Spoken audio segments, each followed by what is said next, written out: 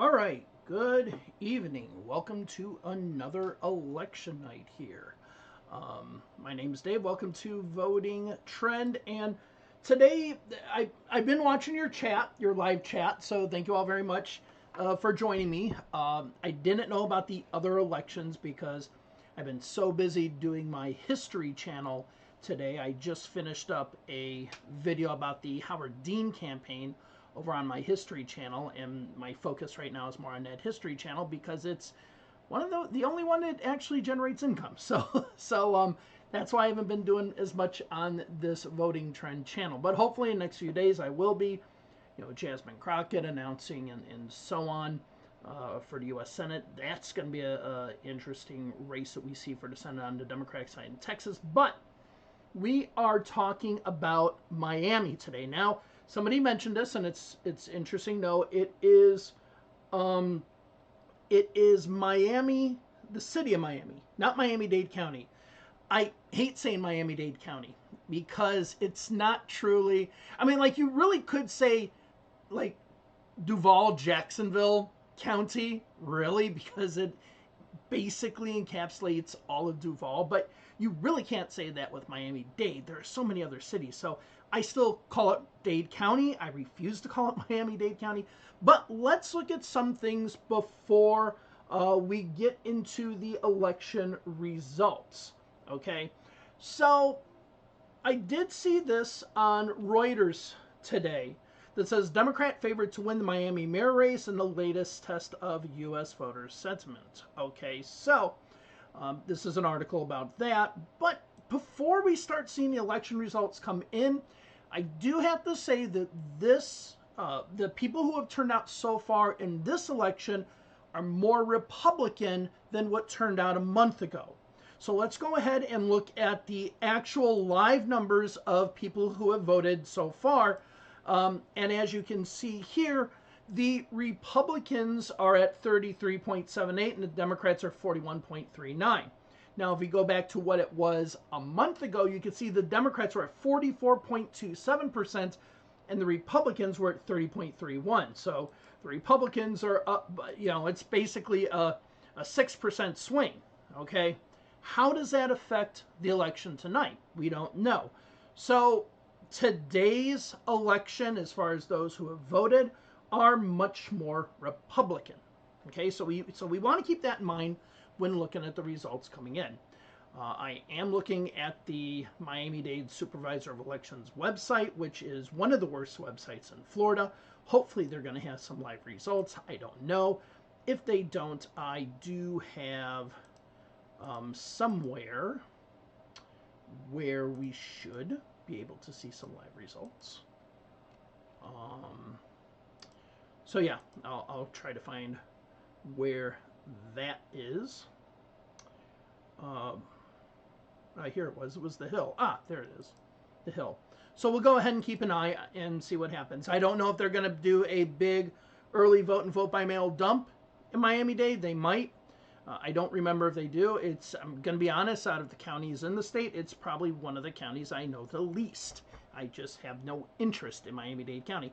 Now, again, like I said, I've been watching what you have all been saying in the chat, and so there is a few races in Georgia. We'll see how those go.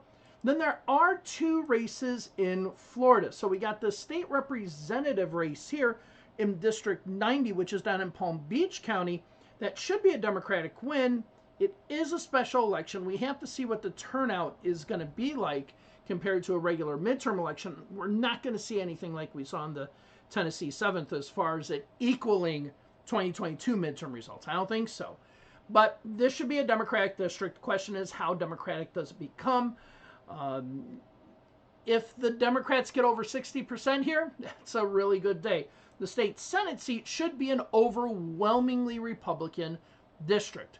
The Republicans winning 65%, or 65 to 70%. It's on the western side of the state.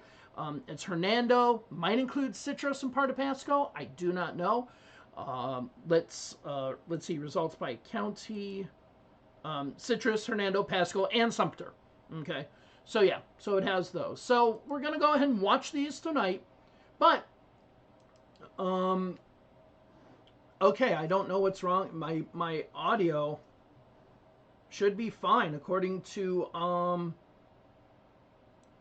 people are saying the audio is off according to my. I'm wondering if I'm having friggin' problems with this again.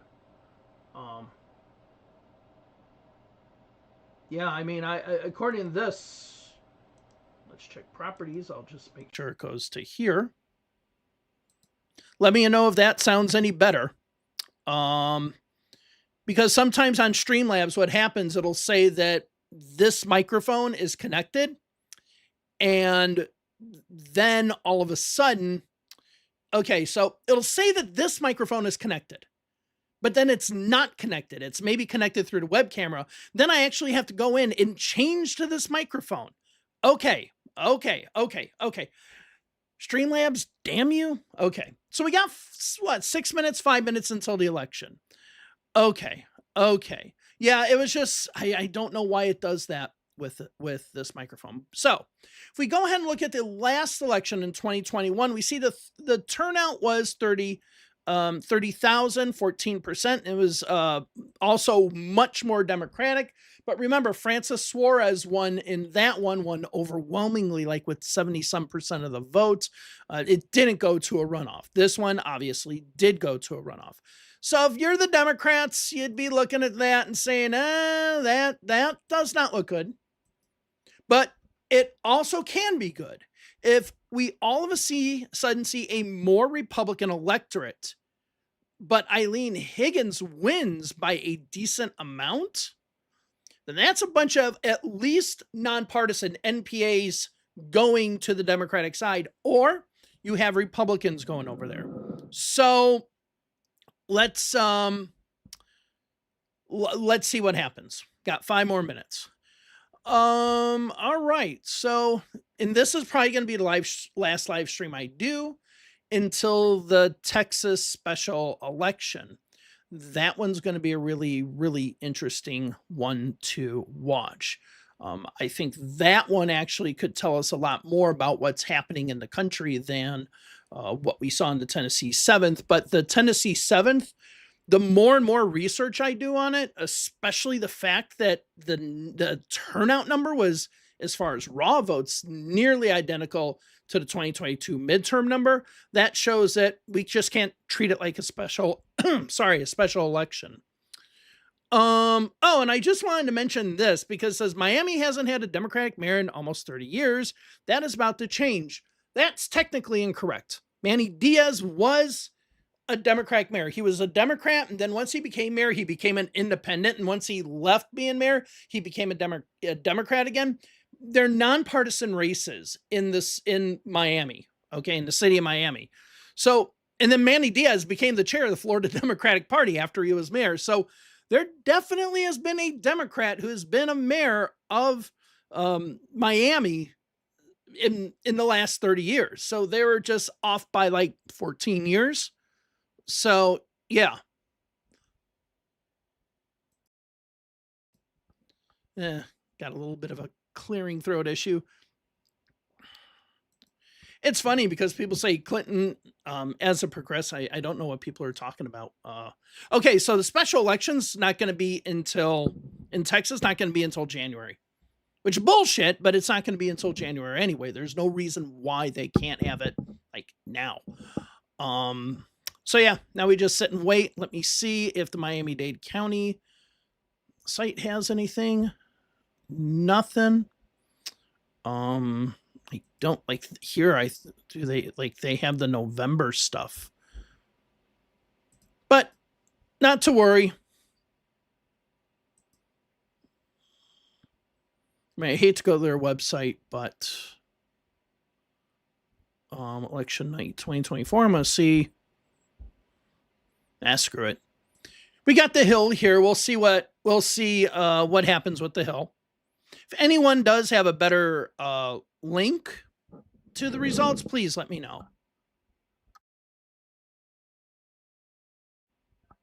All right. Hope I'm not clearing my throat all night. That'd suck. All right. And also, if you're just wondering, I am on Blue Sky. I'm starting to be way more active on there. So you can just go to Dave Trotter at bluesky.social or however that works. I've commented a little bit about stuff and so on. So you can check that out. Yeah, it'll be interesting to see what happens in the state Senate district because it should be in the 60s for the Republicans, right? If somehow we're seeing this thing hit low 60s, somehow dip into the 50s, which I don't see happening, but you never know.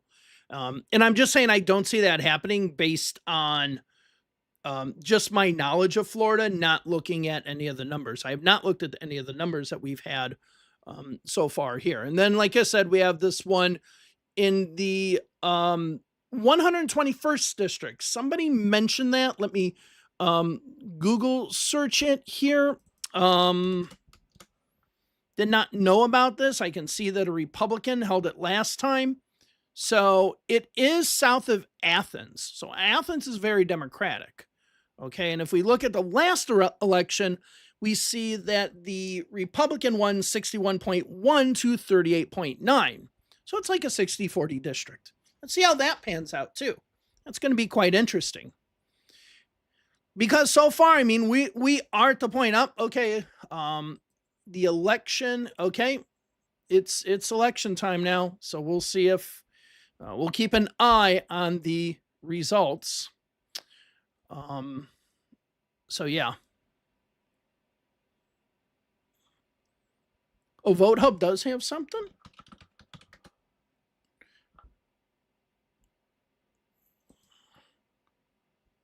Oh, okay, great. We got a write-up here. Vote Hub does really good work. I like what they do.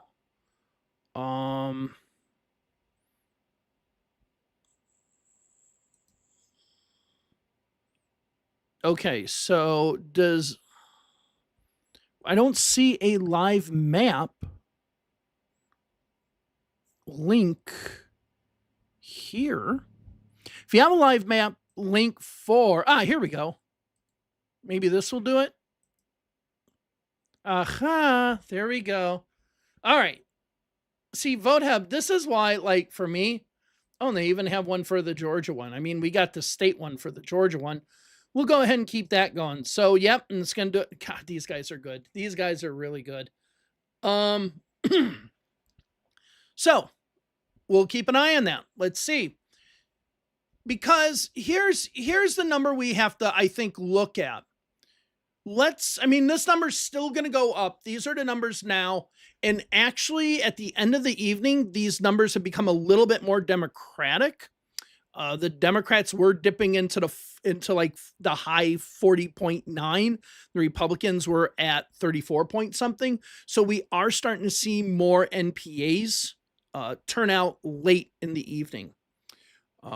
So we've had so far 37,321. We might be bang on almost exactly what the turnout was a month ago. That's awesome. They're both at 37. That'll be interesting to see.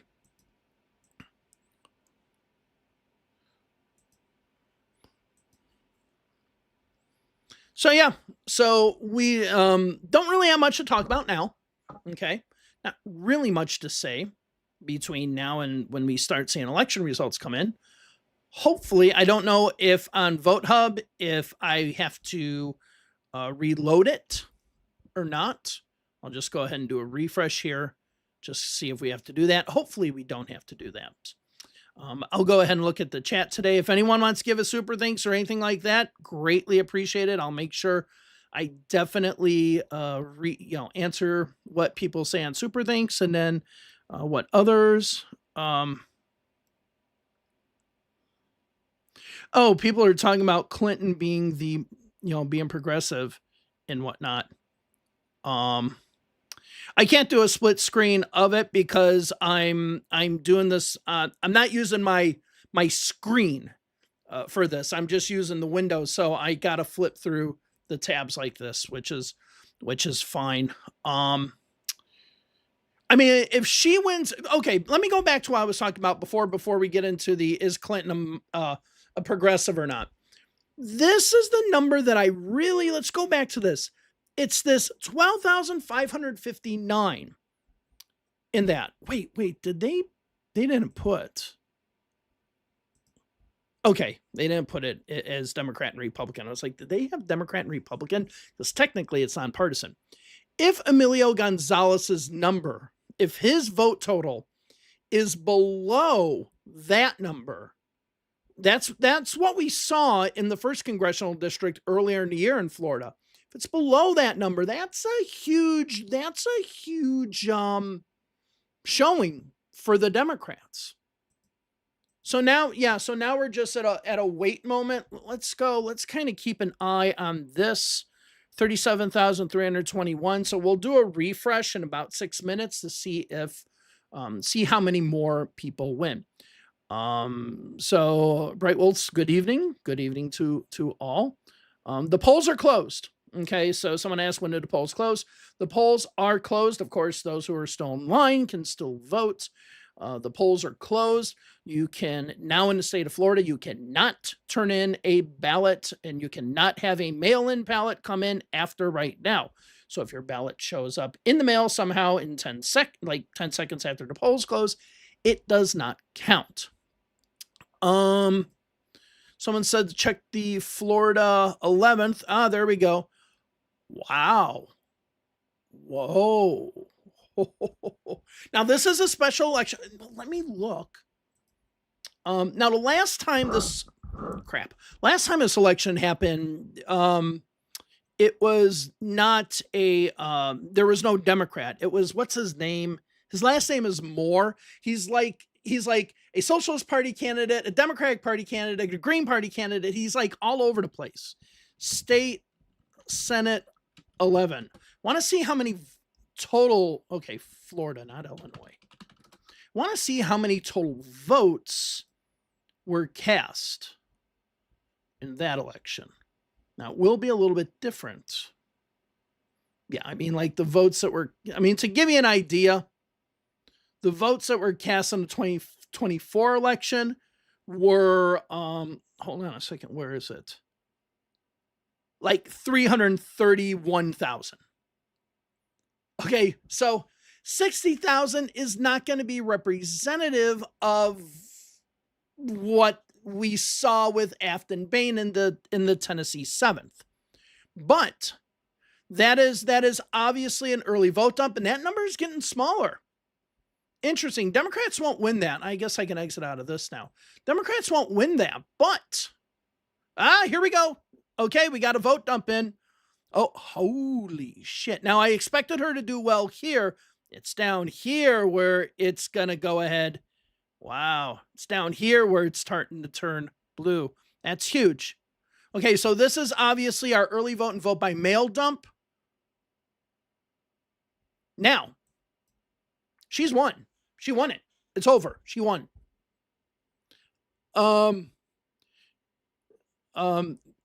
Yeah, hello from snowy Minnesota. Again, thank you for becoming a member or being a member to Seeker X. Been a member for a while, so thank you very much. Wow.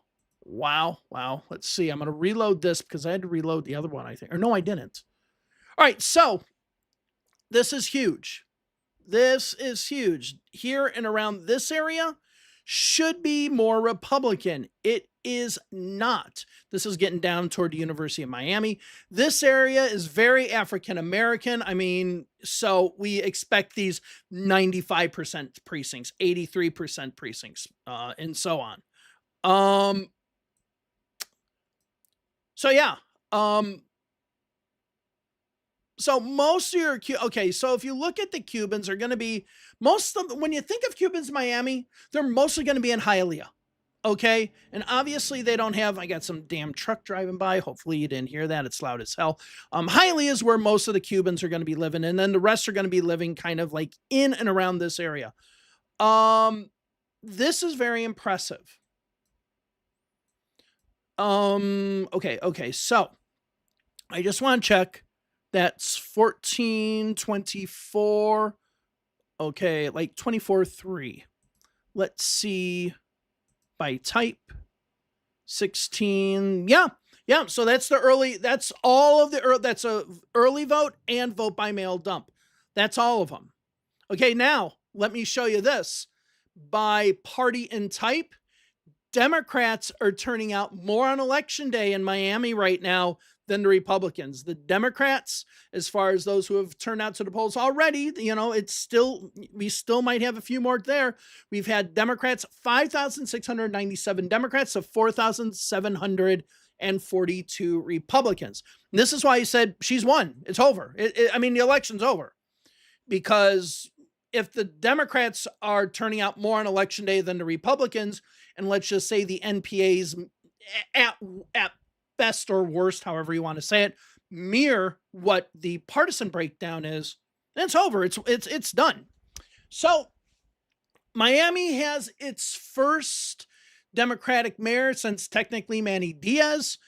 It has its first non-Cuban mayor since 1992 or 1993, which would also be, I mean, Francis Suarez was born in the United States, but all the way before Francis Suarez, that whole entire time, they were all people born in Miami. And you know what? This is going to show you again. Eileen Higgins is a progressive, talking a lot about transportation and stuff like that in the Miami race.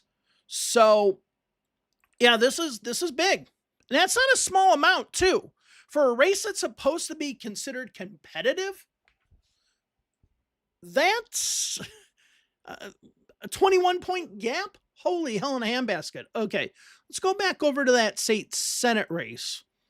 See if we have a changing on that. Yep, now we're starting to get some election day numbers. If these numbers stay under 60%, like I said, I told you earlier, I don't expect them to stay under 60, but if they do, again, the question I have, where is the Republican positive? We're at the end of 2025. Where's the Republican win? Where's the Republican positive? What election can Republicans look at to going into the midterm, going into 2026 saying, yeah, this is the momentum we can build off of? Like, everything has been a hit for the Democrats. Granted, not all of them have been home runs like Abigail Spanberger. I mean, that was a home run, but Afton Bain, that was a base hit. I mean, that was a really good performance. So yeah, so chances are, let's go ahead and do, okay, they've only had about 36 votes, I think. That might have been 312. They only have like 36 votes that have come in. So my guess is a lot of the precincts are now going to start closing. But she's won. Let's see what happens here. In Georgia. Did not know a Georgia thing was going on.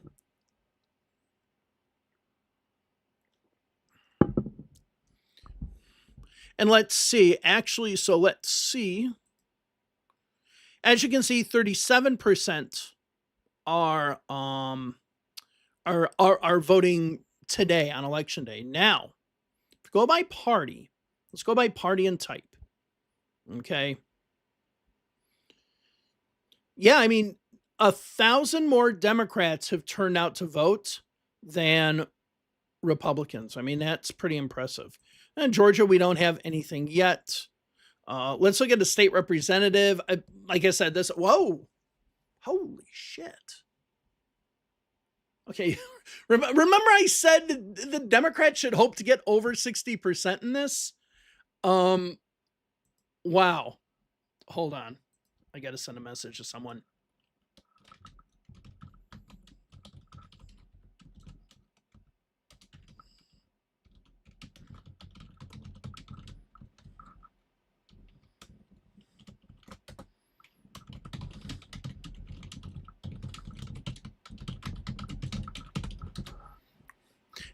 Again, yeah. Just like, where is the win for the Republicans? I do not see any positives in 2025 for the Republicans.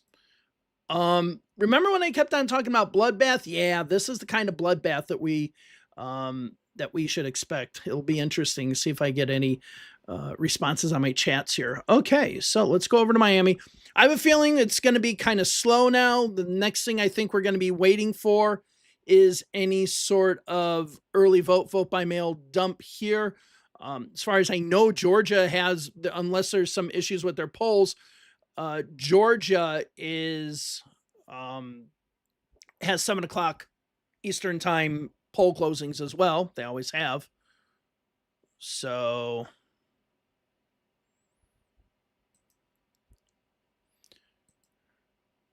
yeah, I mean, even for special elections, these are pretty darn impressive. Pretty darn impressive. So we're at 73,000. I mean, we're probably not even going to get a third. I mean, well, maybe. I mean, if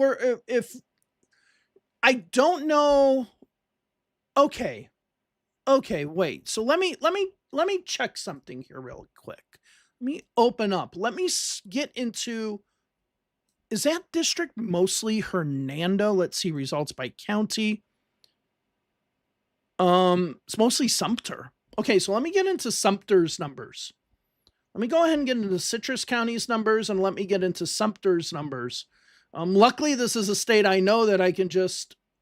I have a lot of stuff. I gotta find them first. Okay, so 132.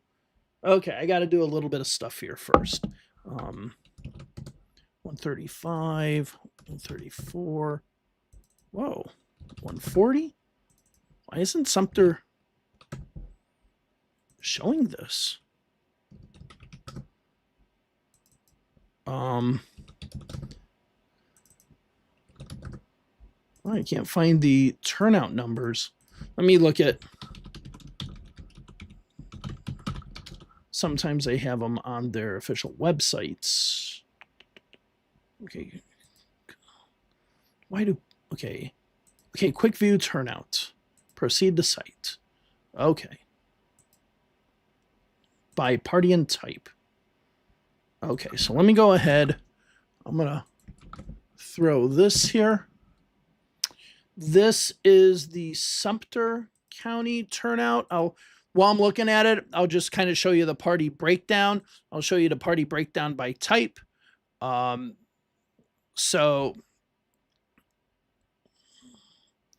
Actually, let me go back to party. 18,000. Oh my God. Wait. Holy shit. We might, in this case, we might end up having another 7th congressional district thing going on, or first congressional district thing going on, like we did with Jimmy Petronis earlier in the year, that we might actually have more Republicans voting than, let's see, Sumter. 18th. Wow. Wait, is it done? 18. It can't be 100% in. Sumter, 18.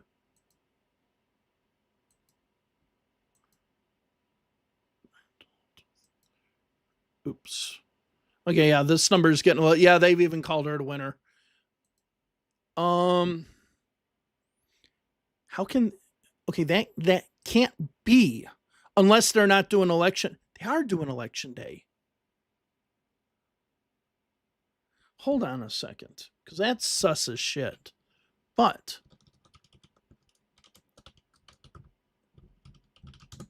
32. Oh, duh, it's right there. Sorry guys, I'm trying to figure something out really quick.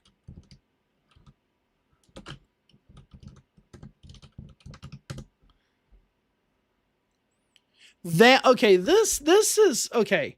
This is suspect as shit. I mean, it's a good result for Democrats, but this is suspect as shit. They already have, the polls just closed, and this number has been like this for a while. The polls just closed 15 minutes ago. And Sumter County, according to the turnout that they have here, 32,000, they basically have all but 2,000 of that number, less than 10%, already counted.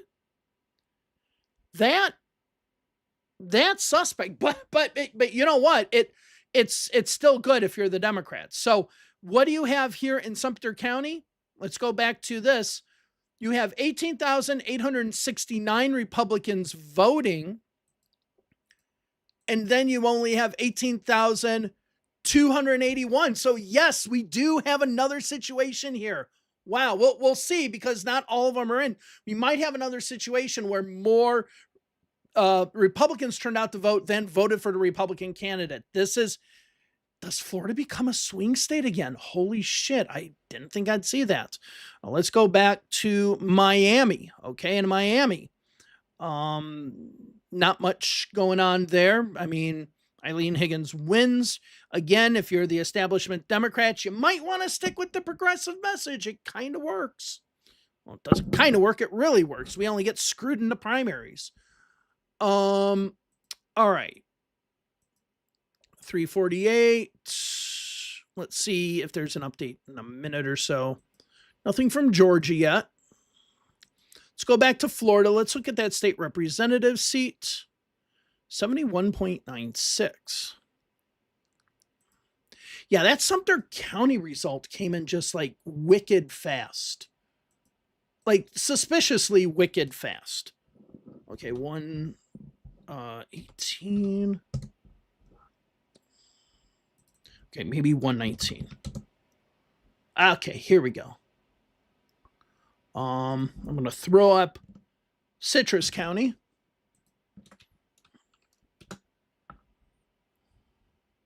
Okay, so Citrus County by party. 14,333 Republicans voted in that state Senate race.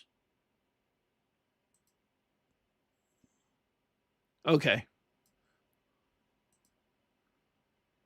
But still, like the Republic, like basically, if we make the assumption that all of the Democrats are voting Democratic, all the Republicans are voting Republican. I know there are going to be people out there who say, voter registration doesn't equate to vote choice. Yeah, but it's probably the strongest correlation we have of any metric that there is, more than anything. We really have it here that the Republicans are only voting for the Republican, and all the nonpartisan affiliated voters are flipping over to the Democratic side.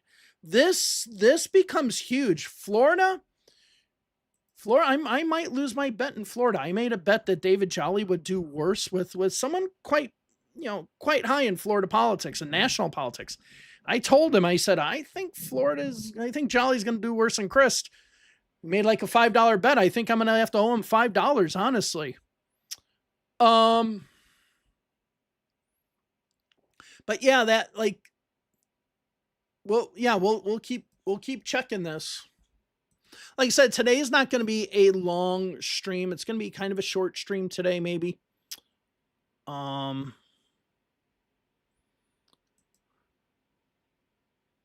let me go ahead and let's see.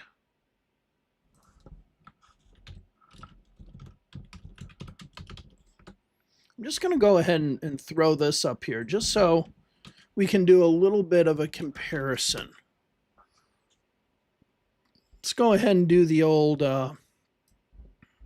see how close we can get this to laying over one another. Geez, Dave, just burp a little more. Okay, so here you can see right here to give you an idea.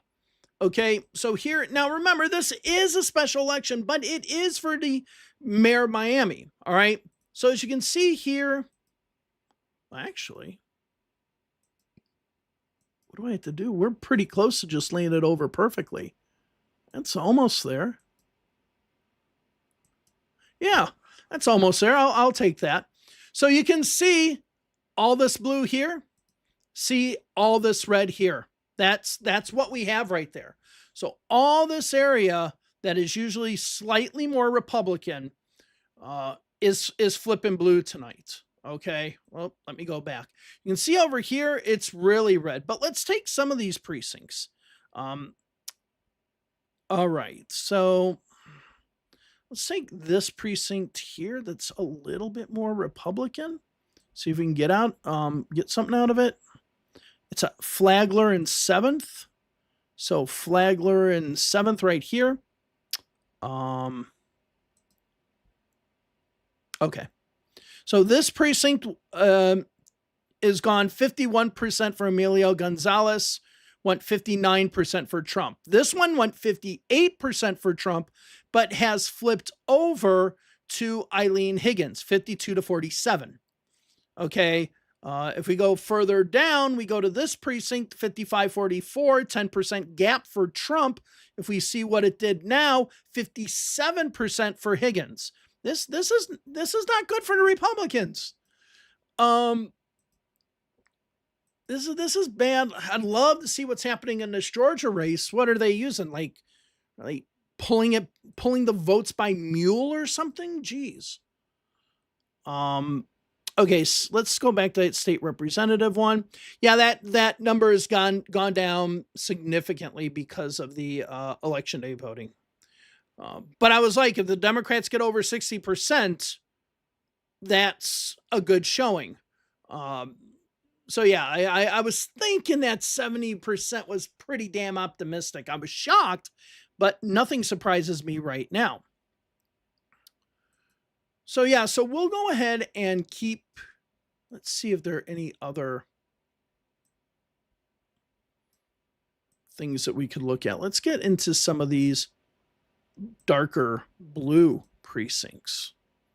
Okay, so like for example, this one, Kamala Harris won 50% to 48%. Today, Higgins won it. No, she only won it 55 to 45, so that wasn't too much of a gain. But you look at this precinct over here, 59 to 40%. Eileen Higgins, 72%. Holy cow. So there's more money here.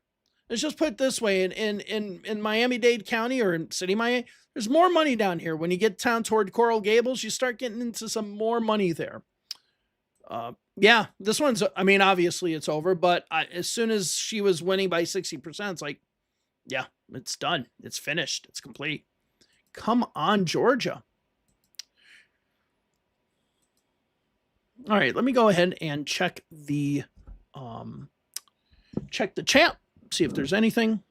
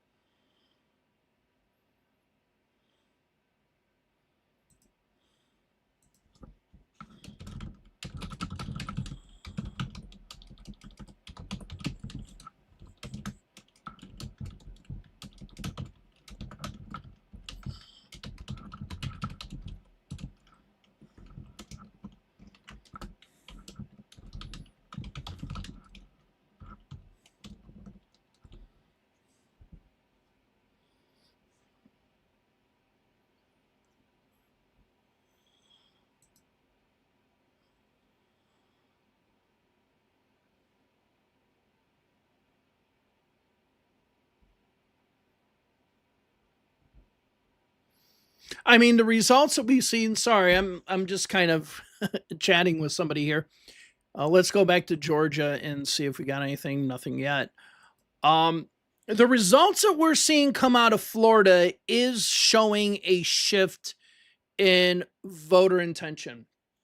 It really is. It's at least showing a massive shift to the Democratic or the nonpartisan voters, probably to the Democratic side. But then the question is, do you have a double whammy for the Republicans? I mean, the Republicans lose nonpartisan voters to the Democrats, and then their turnout is low as well. That's a bad combo.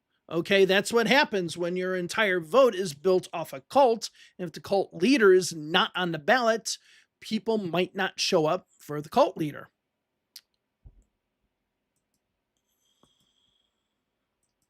I know there's something going on in the Georgia 23rd.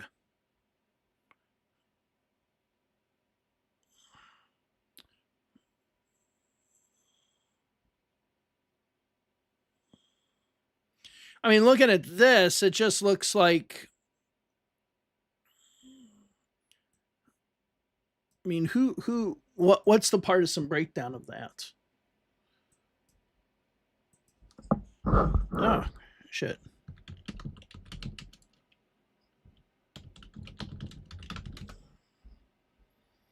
Okay, to Georgia 23rd.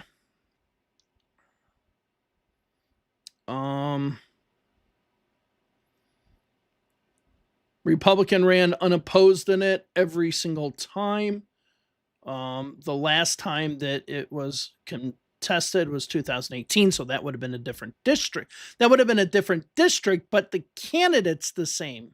Mandy Bollinger was the Republican candidate, and if the district is similar to what it was, she won that 75-25. Okay. So yeah, we'll see what happens here. There's still nothing out of that state house district. I mean, you only have one Democrat, so if there's a runoff election, which there will be if this is the result, the Republican's going to just knock it out of the ballpark. So it will be a Democrat versus Republican. Nothing in the 21st yet. Let's see.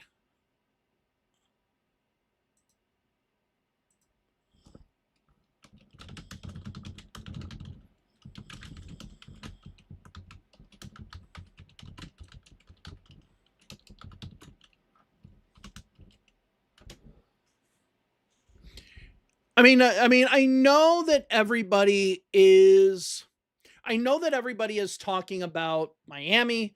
We're looking at what Georgia's going to do. We're talking about that. To me, this is the biggest result of the night. This is the biggest result. State Senator District 11. Like I said, that's Pasco, Hernando, Citrus, Sumter. And I think just those seats. Very, very Republican district. Let's see if I can give you an idea of that. I can pull up Dave's redistricting and show you the state Senate map for Florida to just give you an idea of this. I'll just go ahead and show you the partisan leaning. Okay, it'll take a second. That's going to be, see how 11? Deep, deep, deep red. Deep red. Okay, if we go over to the statistics, you can see 66% Republican on average to 31% Democratic. This is, to me, the Miami race is good if you're a Democrat. This result is friggin' impressive. Okay, obviously the Republican's going to win.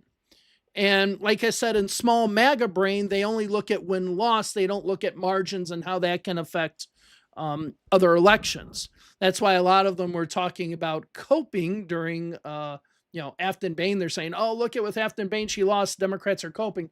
Dude, we took a huge fucking chunk out of you. I mean, it's like talking to a caveman. Anyway,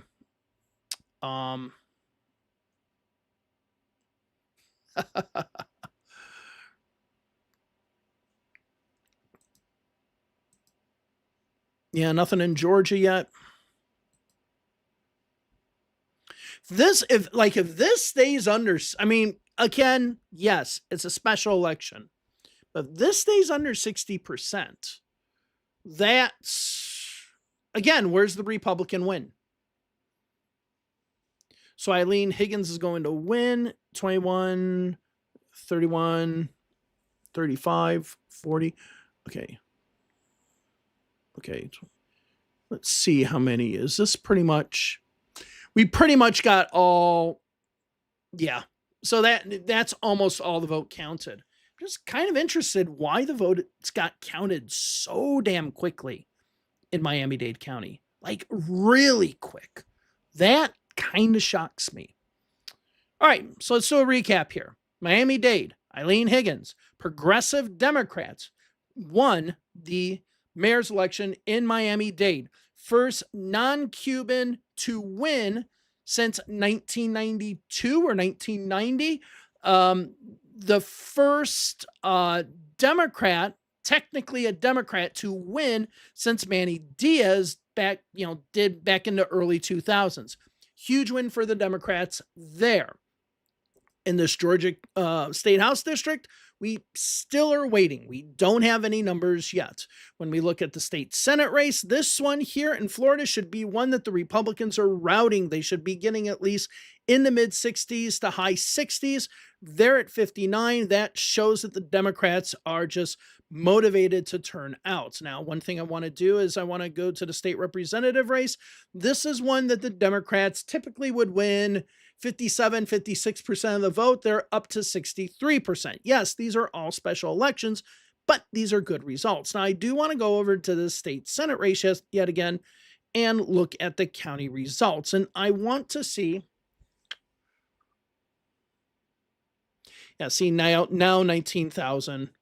But we are coming to the point, like literally the people who are registered Republicans voted Republican. The people who were registered nonpartisans essentially voted for the Democrats. If Republican turnout stays down in the midterms and the Democrats can have the swing, it's gonna be a big election for the Democrats. So I guess now we're just kind of waiting to see what happens in Georgia. Oh, okay, here. Oh, okay. I'm surprised I don't have it.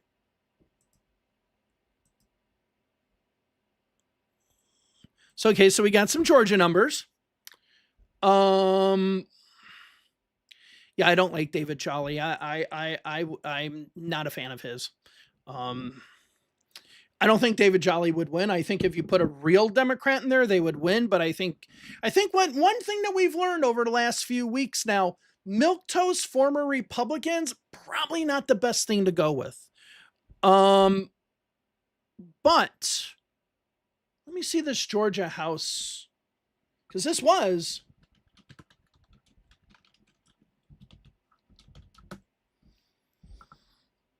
Okay, last election.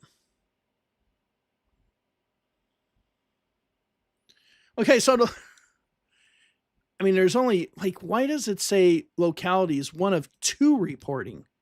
I guess it's just by county? Okay.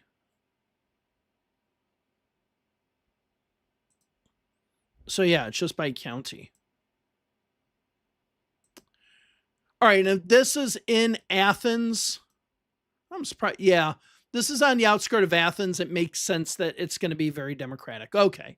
This makes sense. So it's up here towards Athens. So we'll wait for this. The Republican in this district. Let me go back to this one. The Republican won it. Marcus Wydeur is his name, I guess.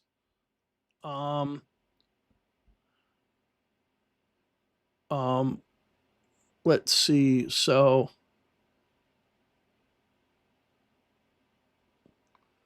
So he resigned. It says he was a member of the House. Did he kick the bucket or? God bless it. Come on. No, he didn't kick the bucket. He's alive. He's just not a member of the House anymore. So this Georgia one will be interesting because this thing is a 61% district. Could it be 1? Maybe. I think the Florida stuff, I think we're basically for the night done with a lot of what's happening in Florida. I don't think we're going to see anything new. The Republicans win the 11th Senate district. The Democrats win the 90th House district. Though both of these are impressive numbers for the Democrats. Eileen Higgins is the new mayor of Miami, city of Miami. And now we're just waiting for Georgia. So let me go ahead and look at some of the comments. Because again, really, really good night for Democrats. I don't think Newsom's a good choice. Again, there's a point where you're progressive and there's a point where you're liberal and you're too liberal. And to me, there's a difference between progressive and liberal. Progressive focuses more on economic issues. Liberals focus more on identity politics issues. Identity politics kills Democrats, and all Democrats have been talking about this year's affordability. It's amazing how when you say it's the economy stupid, how you actually win elections when the economy sucks. Reason why Biden shouldn't have said, "Oh, we had the best economy ever." Okay, so here we go. I mean, let's go ahead and get the this map and look at it from here. Okay, so we can kind of get an idea. Okay, Rock and Shoals. Where is Rock and Shoals? Let's call it Rock and Shoals. All right. Okay, Jesus. Oh, okay, I'm done with Miami now. Miami's pretty much over. Okay, so there's a bypass that goes around Athens. Let's see. Oh, here we go. No. I mean,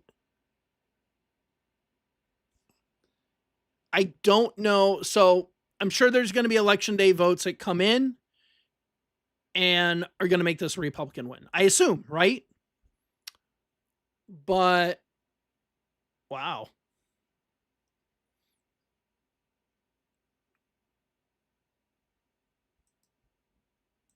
Okay, here we go. So this precinct here was 73-27 for Trump. It was 65. Okay, what did I say? 70, 73, 65. So that's a pretty big one. Looks like this one might have the biggest reduction, maybe.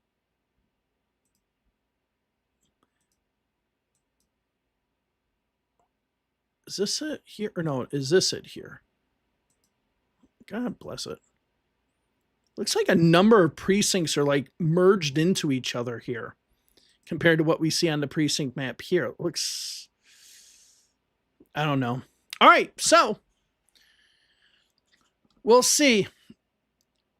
Yeah, Shapiro, don't need another guy who looks, you know what? First thing, don't get a guy who's going to look like he gets all of his information from a focus group. That's Josh Shapiro. Okay. You need somebody. I've never, I might admit that maybe Walz was the maybe not the best pick. Josh Shapiro would have been just as bad. Horrible guy in a suit.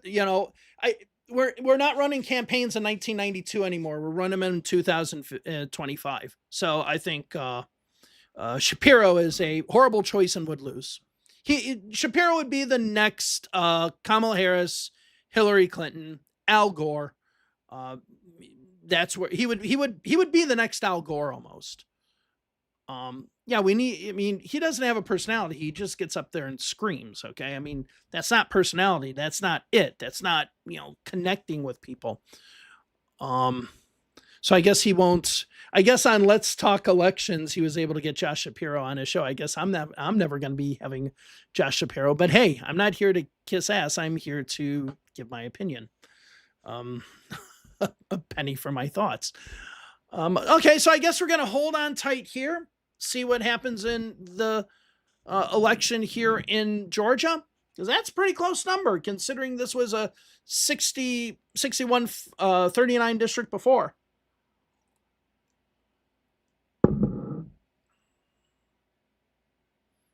Yeah, but somebody says like Trump stealing the credit from Obama. Republicans always do that. Okay. Even though Clinton had one of the longest streaks of economic progress, Republicans will say, oh yeah, it's because that last quarter of George H.W. Bush. They always do that. Yeah, so now we just hold, chill, see if there's anything in Florida going on. I can't even get this to reload anymore, so my guess is that it's pretty much set. Yeah, so excellent results in Florida. Does anyone know of any other elections going on?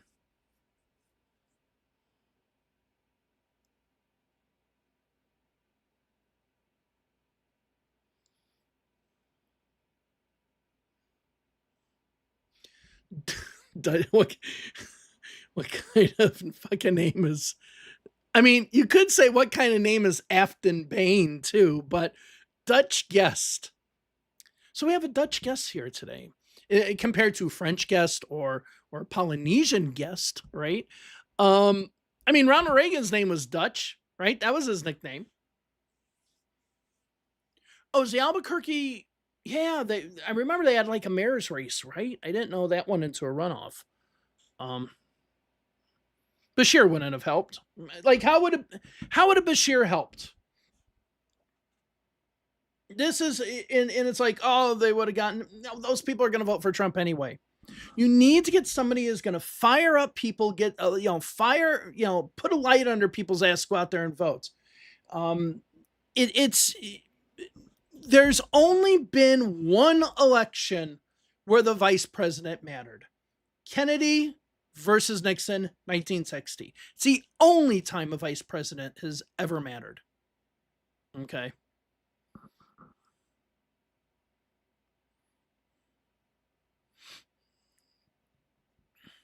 AOC Bashir, that would be a weird ticket. But I mean, I don't know.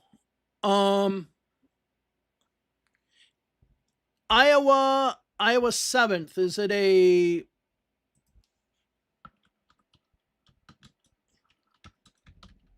state house district? Let's see.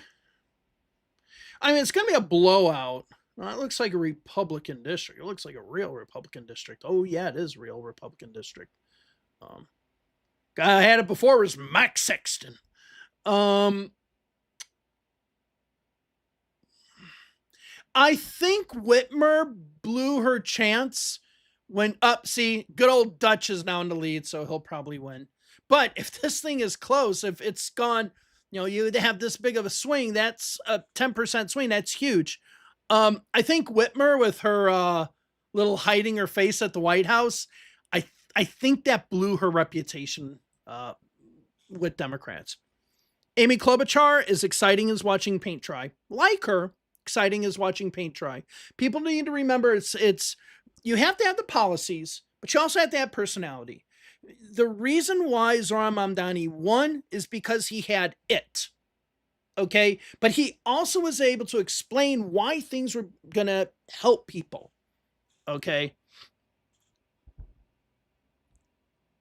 I guess you are an Italian guest. I am technically a Slovak guest now, since I am now a dual citizen, which I love. Let's see if I can get, because it's 6:46. So my guess, when do polls close in Iowa?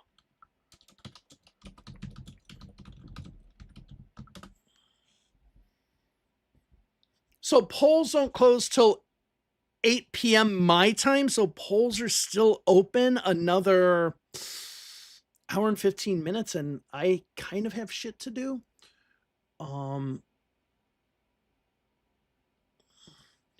Here's the thing about the primary. Democrats have a big problem with trying to put their finger on the pulse of the primary.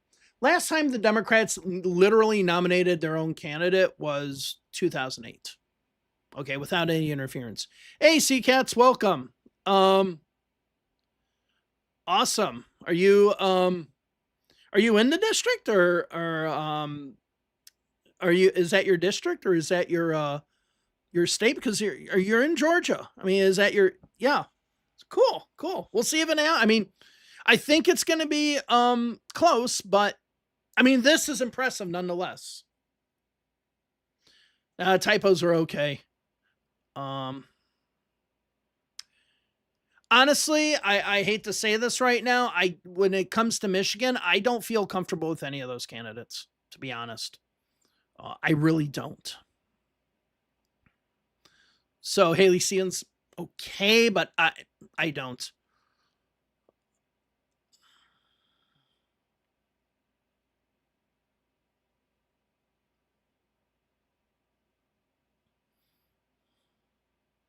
I mean, I hope they do get somebody. I hope they do get somebody else.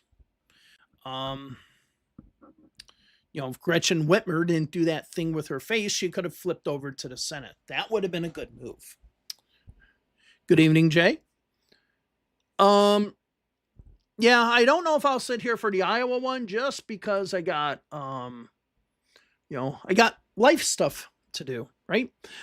Um and also, yeah, go over if you are into election history, you can go over to my election history channel, which is just Google search election history tomorrow. If you're a member on that channel, some of you might be members on that channel as well.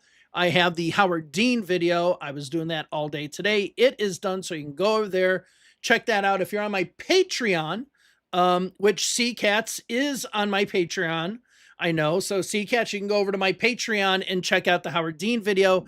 That one is up as well. Tony, thank you very much for the super chat. Greatly appreciate it. Mark Kelly and Wes Moore.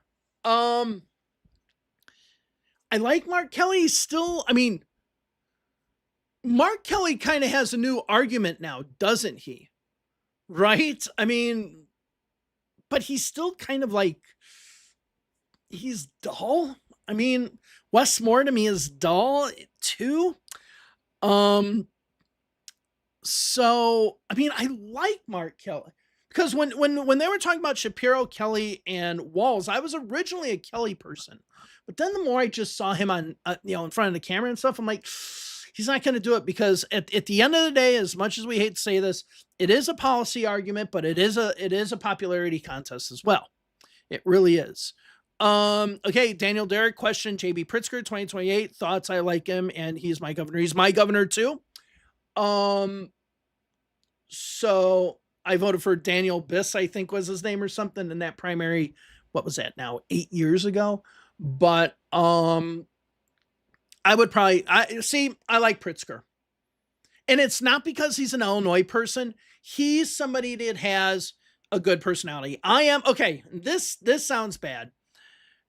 And it is what it is, but I'm just going to go with it.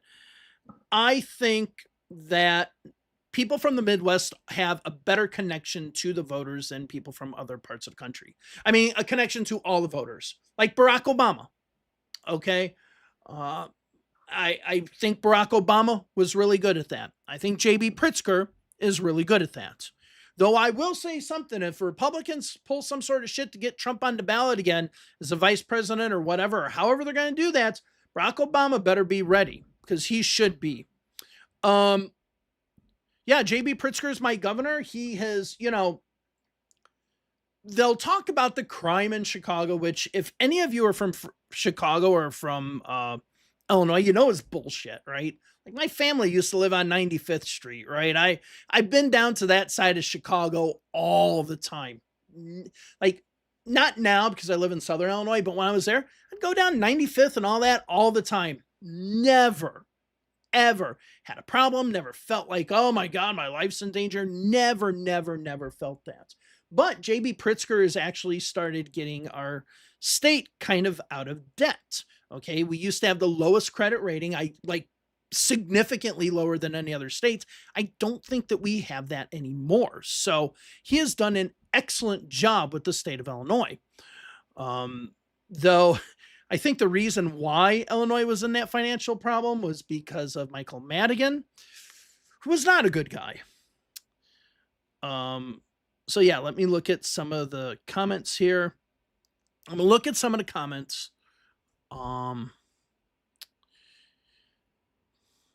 So, oh yeah, the failed campaign merch again. It's so like, I have three things. I got my regular job that I do in life. I got my history channel and I got my political channel. This channel here, this channel, for some reason, I do not understand why. And I'll sell that merch on the other history channel as well. Some reason, if you don't upload every day, people just unsubscribe and it's like, hey, can I take a break? Like literally after the election day, I did 3 videos and I actually had like 15 people unsubscribe. Whereas on my political history channel, I cannot make a video for 3 weeks. I'll gain 20, 30 subscribers a day. Yeah. So it's like very workload heavy here, but I do want to get that. I do want to get that merch out. It's just a matter of seeing what is copyrighted or not.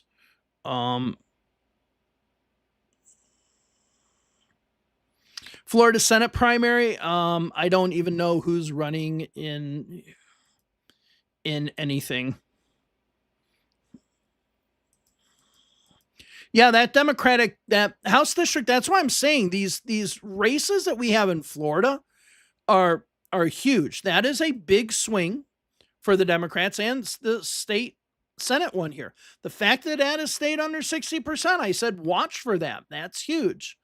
Lujan, I actually met him in 2017. I was working for Kathy Allen, who was running for Congress in Utah against John Curtis, who's now the senator from Utah. So that was his first election. It was to replace Jason Chaffetz. And we went down to Navajo Nation, down to Shiprock. And I met Lujan down there. Nice guy. Really, really nice guy. He could be a potential person. Yeah. Yeah, actually. Gallego. Really like Gallego. Yeah, but we can't nominate a billionaire, but the thing with Pritzker is, and I don't want to make excuses for billionaires. I have no problem with somebody making a lot of money as long as they feel that they have to pay their fair share for making that money.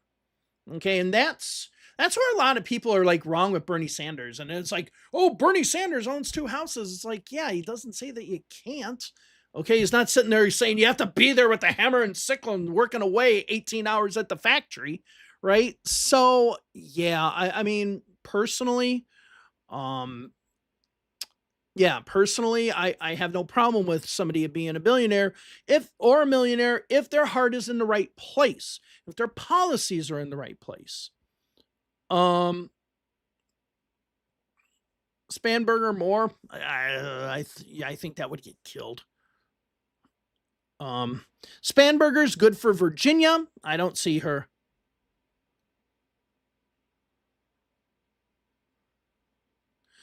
Yeah, Cuban or Stephen A. Smith. There was someone I was thinking. Oh, but there is, because speaking of basketball, there is one person on the outsider group that I would really be interested in see run, and that's Steve Kerr. Who's he the coach of now? I know him as a Chicago Bulls player, right? That hit 3-pointers, right? I really hate basketball, but Steve Kerr, he would be an outsider I would consider. His dad actually worked at the embassy in Lebanon and was actually killed there. So he has that experience. So Steve Kerr would be he's a smart guy. I like Pete Buttigieg. Hey, Mom, I see you on there. Yep, Bernie. Bernie's my guy. I wish Bernie would run again. No, I think Buttigieg would do significantly better. And Gallego, significantly better. I like Pritzker. Jon Stewart, no. I Golden State Warriors, okay, thank you.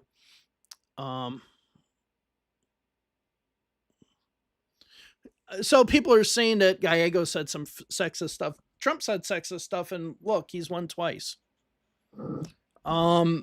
And this is what I think's funny. If people are saying he said sexist stuff, but this Plattner guy has like a literal tattoo of a Nazi symbol, that's on Heinrich Himmler's hat on him, and that's a pass. I mean, if we've gone to the point as progressives or Democrats that we're letting SS tattoos have a pass, then we have no way to be arguing morality here. Let's be honest. Because as soon as you say, fuck it, that's okay, you kind of fall into the same boat they are. And then at that point, where does it go from there? So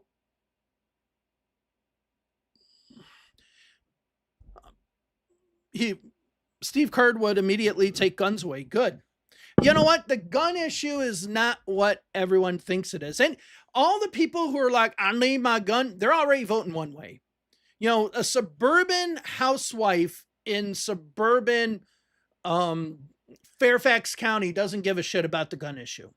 Okay, the people who care about the guns, they're voting one way. I don't care about their vote. They're already voting one way. Um, as an Illinoisan, I should vote for. Um, I'm more towards Stratton. Um, I'm the only reason why Krishnamurthy I'm not a huge fan of is he's not for Medicare for all. And honestly, for me, not in a race where I do have a Medicare for all candidate, Medicare for all um is is a game changer for me. Like if that or a deal breaker, I guess I should say for me. Um so yeah, let's see if we're just waiting here to see if we get anything more from Georgia. So Plantner didn't know what the tattoo was. Of course he can say now, years later, he didn't know what it was. You know, anyone years later, once they get dinged for it, can say they don't know what it was. Yeah, I just kept on doing Hitler salutes. I didn't know what it was. I thought I was just saying hi in a really stiff way. You can always say you didn't know what it was. And that's where I think you gotta see, people are gonna see through that bullshit. I think he's gonna be the candidate in Maine, and he only wins. First of all, I think he's gonna be the next John Fetterman. He's going to be the next one that goes in there, and it's going to be a pain in the ass to deal with him. You liked him at first, but once he got in there, he wasn't that great. I just get Fetterman vibes with him. Trump vodka is back. Yeah, I saw that. So yeah. If Susan Collins loses, it's just gonna be, and this might be all that there needs to be is just a backlash, right? There just might need to be a backlash when it comes to the Republicans. You can put, anyone up there and they could win. Yeah, see, it's starting to increase a little bit more, but again, looking good for the Democrats. Eric Gissler there is hanging in there. It'll be interesting. Maybe, I don't know where these votes are really coming from. Let's see. Does this toggle perspective? No, what's this do? What's this do? Oh, here we go. Shifts. Well, that's a big shift. Oh, they don't have, so see, now this is good. Now, okay, if they don't have the shifts, I have a feeling that a lot of this Democratic, crap. I think a lot of this Democratic area still has more to go. So we'll keep an eye. Dwayne Johnson for president? Hell no. Because you know what? If you get an unserious candidate for president, a lot of Democrats are just going to say, fuck it, not to. Like if it actually were The Rock versus whatever Republican, I just wouldn't vote. I'd say, no, I'm going to stay home that day. Okay. So yeah, anytime. For Republicans, stupid shit works, but I don't think it does for Democrats. So, yeah, Eric Trump. And it's so funny, we get Trump Jr. or Eric Trump. And it's like, I don't even know which one's the dumber of the two. Seeing somebody put here, Ann Richards lost in 1994. Collins needs to go in 2026. I mean, to me, Ann Richards really shows kind of that anybody can lose. In any year, anyone can lose, because I thought she was awesome. Right. So yeah.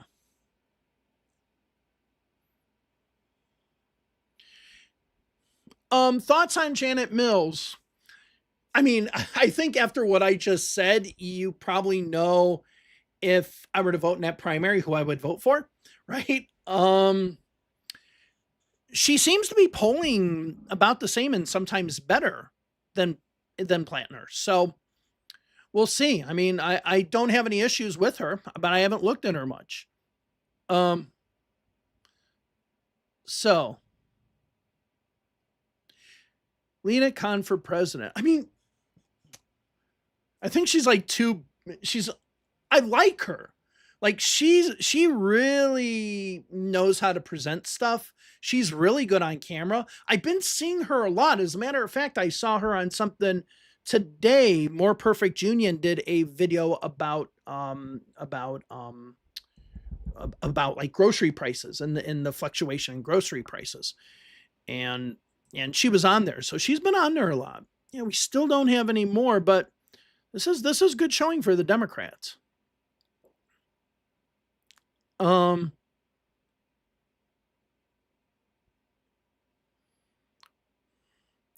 so yes, Ann Richards lost, but Lawton Chiles won. And remember, people thought that George Bush was going to lose to Ann Richards and that Lawton Chiles was going to lose to Jeb Bush, but it ended up being the opposite, interestingly. So yeah, interestingly. I don't know why it took me a while to get that adverb out there. Crockett. Now, I think there's going to be a lot of talk about Jasmine Crockett for Senate, but in the poll that they had about a month or two ago, no, I think it was like a month ago, might have even been a few weeks ago, Jasmine Crockett was doing just as well as the other candidates, and in some cases doing better. She might be the strongest Democratic candidate. And she kind of goes to the point of having a message and actually standing for something.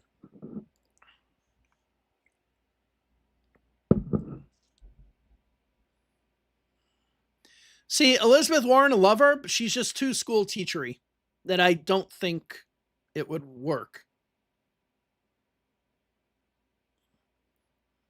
Okay, so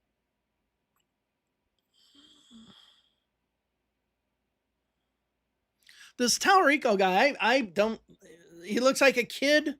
First of all, him looking like a kid's not going to help. Just going to say that.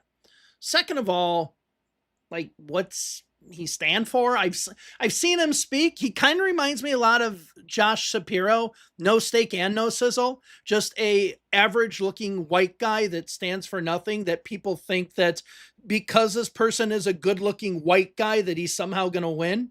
That's how you lose elections. Oh, just pick the good looking white guy. It worked in 1992, 1994 back then. Doesn't work today. So yeah, I mean, I've seen him. Who would I vote for in that primary? I'd like to see who else gets into that primary. I mean, I know he's lost so many times, but if I lived in Texas and Beto O'Rourke ended up going to that primary, I'd probably vote for Beto O'Rourke. I love the guy. I think he's great. Do you really think that Crockett would beat Cornyn in Texas? Or, well, see, is it going to be Cornyn, right? I mean, that's kind of the question. I think everyone's kind of in the boat of, if Cornyn wins, yes.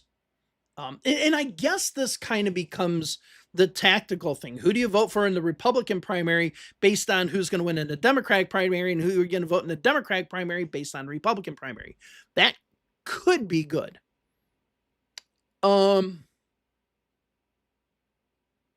yeah, I'm just waiting for more stuff here from Georgia, and then we'll probably go ahead and check out for the night. Then look at the data overnight and maybe have a video tomorrow or the day after.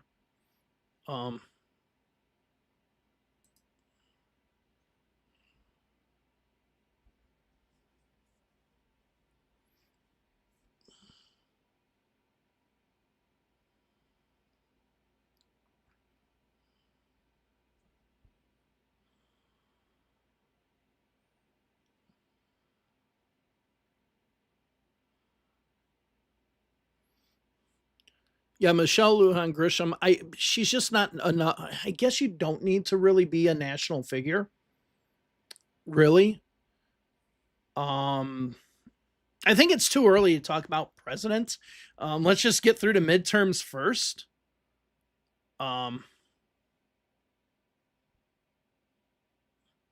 Okay, Graham Plattner being a Marine in Croatia and going into a random tattoo parlor with his buddies and accidentally getting a Nazi tattoo is a pretty believable story if you know the history of the area.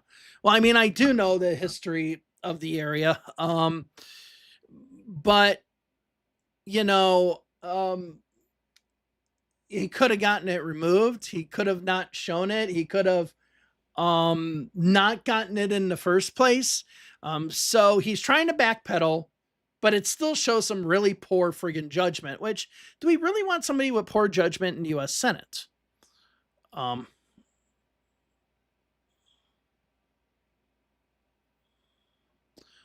so I think all the Florida ones are done counting.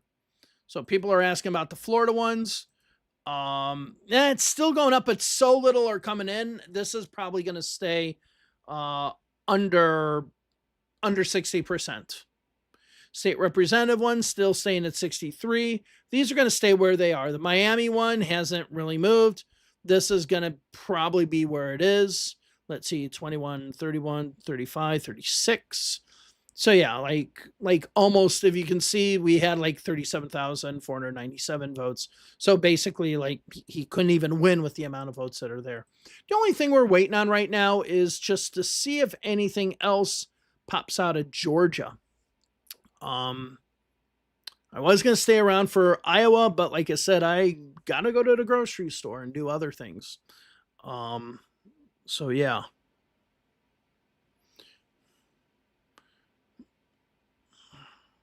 Yeah, but there's a difference between, okay, there's a difference between poor judgment and being really fucking stupid.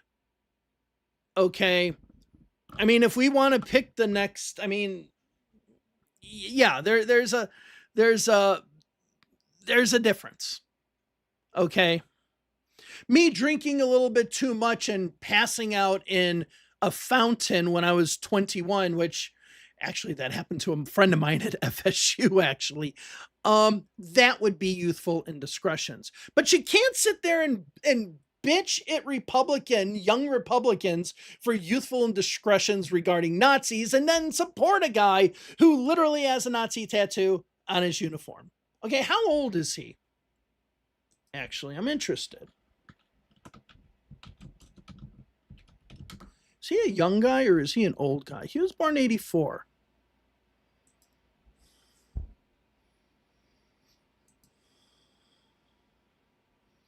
When did he get that tattoo? I'm kind of wondering.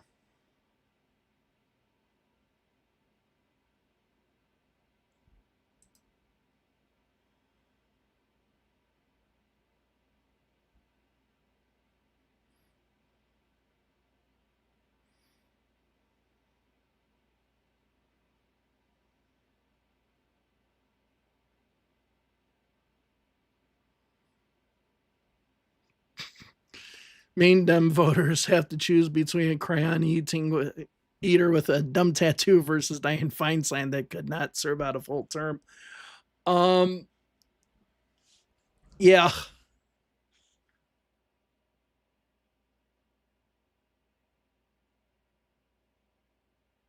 I mean, yeah. I mean, it's not the best there, which kind of helps Susan Collins, I think. Yeah. Yeah, we're still waiting. It got a little bit closer in Georgia, but not much. So I'm kind of wondering how much they're expecting to come in here. And obviously, Vote Hub does declare a winner. They have not declared a winner yet. So we'll see what happens here because you do have a pure break from Athens right here and then the rest of the more rural areas here.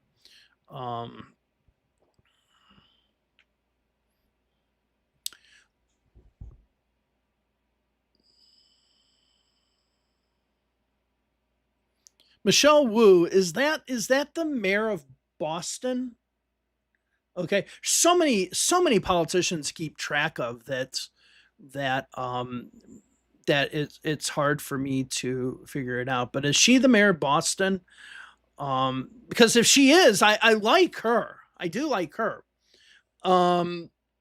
So yeah, I mean, I do like her a lot, but I mean, I need to know more about her politics. Again, like I said, for me, in a primary, if you're not from minimum Medicare for all, it's a deal breaker for me. If you support keeping the health insurance companies afloat, it's a game breaker for me. I will not vote for you. Oh, only 56% in Clark County. Again, Decision Desks HQ, I won't go there because I don't want to give Tom Bonnier any views.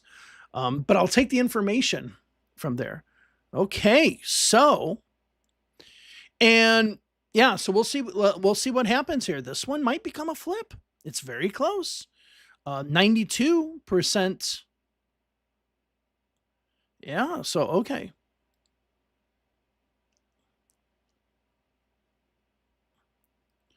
Is Jasmine Crockett not from Medicare for All? I mean, I'm a voter in the state of Illinois, so it only matters who I get a vote for here. Krishnamurthy I won't vote for because unless he changes his stance on Medicare for All, I don't believe in like I said, propping up the health insurance companies. The race in Iowa, Bartholomew, thank you very much for the super chat. Now I'll get back to the Iowa one. Let me see. What does the 2026 Senate map look like with the swing we saw in Tennessee? Appreciate the live stream. I don't know. I mean, if we were to take that swing, I guess the Democrats would hold all the seats they have. They would pick up Sherrod Brown's seat. I'm still not sure Sherrod Brown will win. Okay. Sherrod Brown is what I would call a fake progressive. And I don't know if progressives will vote for him. He's one of the people who says, "Oh, I'm a working, I'm a progressive because I like unions," but then votes moderate. So yeah. I don't know. I'd have to look more into the Senate map. So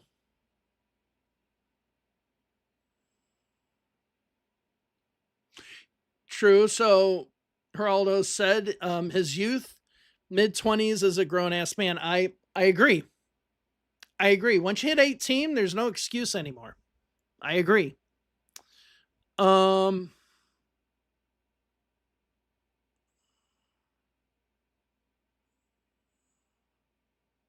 Yeah, I heard about that news in Virginia. You're starting to see now a lot of people starting to say they're going to run for Congress in Virginia with what's going to probably happen there.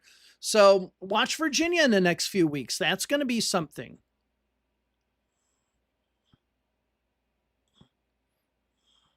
No, I mean, I can't blame Sherrod Brown for that. Maybe you said it's Ohio, but we got to ask ourselves, why are we losing Ohio? Why are we losing states, or at least parts of states where we were easily winning?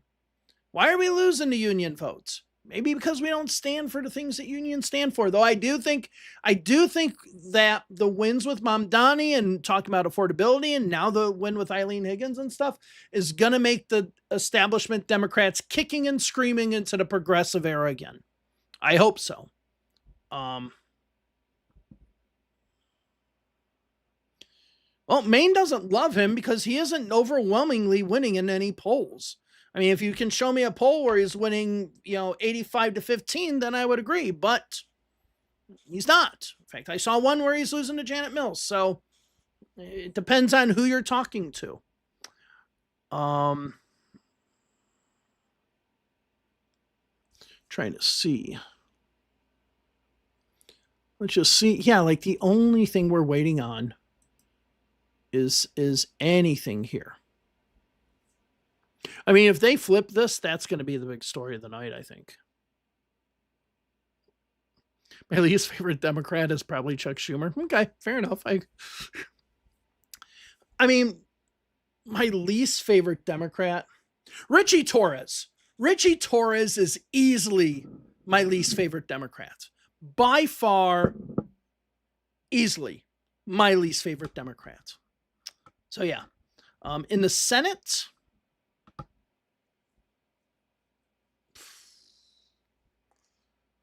yeah, it might be Schumer. Yeah. But Richie Torres, God, I cannot stand that guy.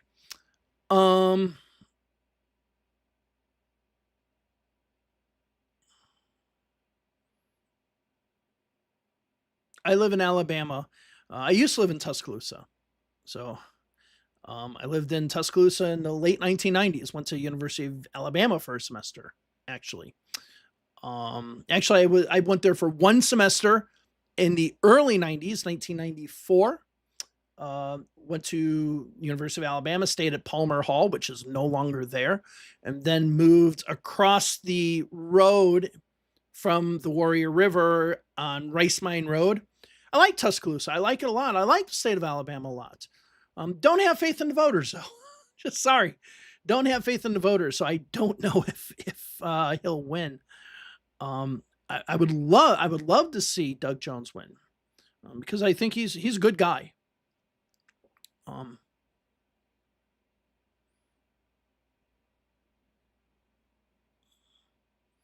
Yeah, if AOC just replaced one New York senator, that would be great. How close did the Dem finish? Let's go ahead and check that out. Results by county. Oh, that was pretty close. Actually, that might be the county we look at there. Let's go ahead. I'm going to throw up Hernando. I want to see how many. Let's see how many Republicans voted in Hernando County. Oops. See if I can find the election. 99. Nope. Yeah, don't. Oh, come on.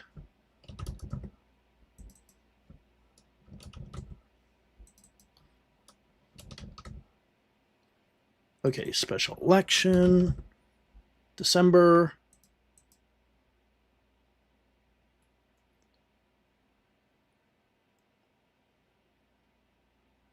Okay, so let me go ahead and kind of give you an idea so we can show you here. Let's go back over here. So we can see in Hernando County, a little over 10,000 Republicans voted, registered Republicans voted in Hernando, and 11,063. So almost about 1,000 votes more. So that means that probably independents won 2-1 for the Democrat. Not bad. Not bad at all. Maybe not quite 2-1, maybe 60-40. But definitely the non-party party. Well, no, we got 365 others. So yeah, between 60% and 65% for the Democrats, probably of the non-party affiliated voters. So, yeah. So that Hernando number is good. The Pasco number is very close. So yeah, I mean, it did look like a good night for the Democrats there. Again, waiting to see what's happening in Georgia. Hell, how long we're waiting for Georgia, I might be here for Iowa, for all I know. So yeah, so maybe we'll see what happens in Iowa. Hakeem Jeffries is bad, but just Richie Torres is just so, oh my God. Oh my God. Richie Torres is just like the most. I do not like that guy. I mean, he's like one of those people that if he lost to a Republican, I wouldn't care at all.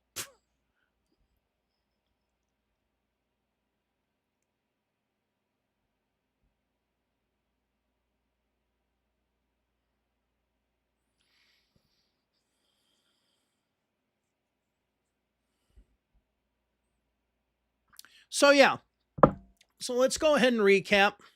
Democrats win in Miami by a decent amount. This is a big win. Like I said before, first non-Cuban American since the early 90s to win. We're waiting to see what happens here in Georgia. Here in Florida, the state representative seat, the Democrat wins with 63% of the vote. This was a district that just a year ago won, 56% of the vote went to the Democrats. So that is a decent swing. This is the big story as of right now, along with the Georgia seats.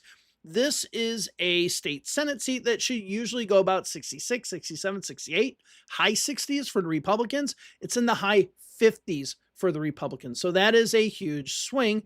And as I mentioned here, we're still waiting to see what happens in Georgia. There are a number of votes apparently coming in from Clark County here where Athens is, and that's going to be College Town area, stuff like that. This could be a flip by the end of the night. So that's where we are. There is a race in Iowa that the polls close in what, 40 minutes, 37 minutes.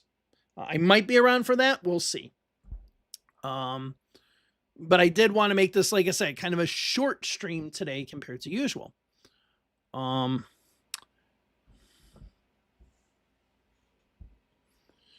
You're welcome. Thank you. Thank you. Thank you for your comments on here as well. So you've been very active. It's great to have people who are active in the chat. Thank you.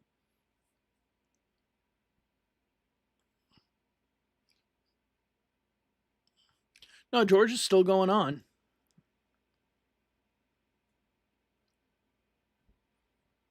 I mean, the state house race in Georgia does not matter. Or the state house 23 doesn't matter.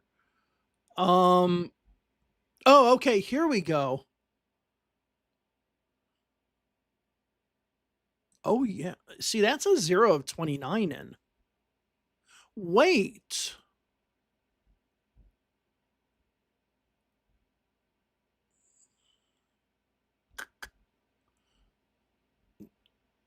It says 0 of 29. What does it say 0 of 29? They have to have some precincts counted by now. Vote method. Oh, vote method. Here we go. Oh. Oh. Whoa. Holy shit. I did. Oh, okay. Okay, what do we have? No, wait. What's going on? Wait, this can't be. Okay, is this the same number? Yes. Holy shit. Okay. It looks like I'm going to be here for a while. Wow. Okay. So let's look at vote method. Clark County, of this total that they have so far, none of it is election day votes. Now, it's not the biggest part of the district. Okay. None of it has election day votes, but that could be enough to push it. It's gonna make it really goddamn close. Oh man, it's gonna make it really close. So we have no election day votes here. Ocoee County, I don't know. It's in the South, so it's probably mispronounced in some way anyway, like Milan, Tennessee, when it should be Milan, Tennessee. Yeah, so it looks like all those votes are done. I don't know what's going to come in on election day.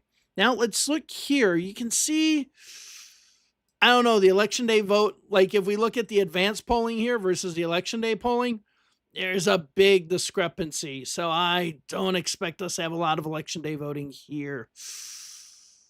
But there is no election day voting nonetheless. So this could they gain? Ah, here we go. Whoa. It just flipped. As we saw it just now. So there we go. The election day voting coming in. 3 of 10 precincts reporting.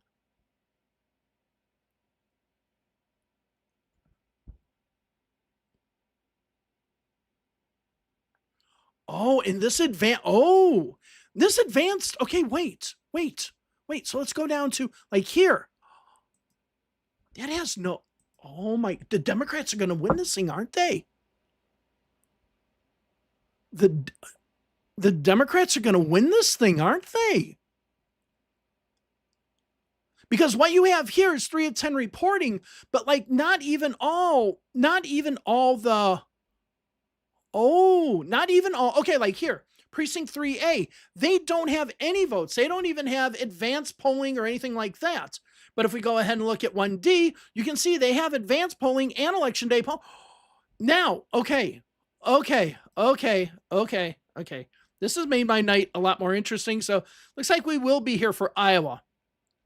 Looks like I'm going to have to go to the grocery store late tonight. Okay.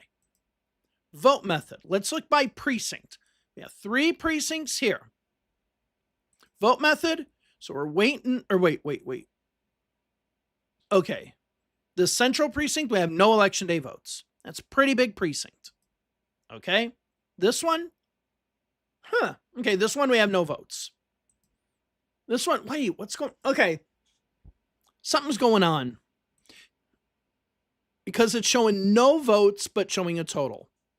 Showing no votes and showing a total. Now, sometimes places have laws that if the amount of votes is under a certain number in a precinct, they don't show how it's broken out for privacy reasons. So this one's a bigger precinct, so they probably broke it out. So let's see if that was the case in those other precincts that we had in Clark County. See if the Clark County precincts are that way. Okay, let's go results.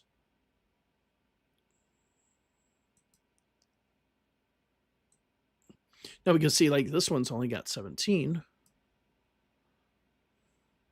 So yeah, like this 3A has no votes in it so far. This 3B has no votes in it so far. So we don't even have advanced polling, vote by mail, provisional, election day voting, nothing. Holy shit.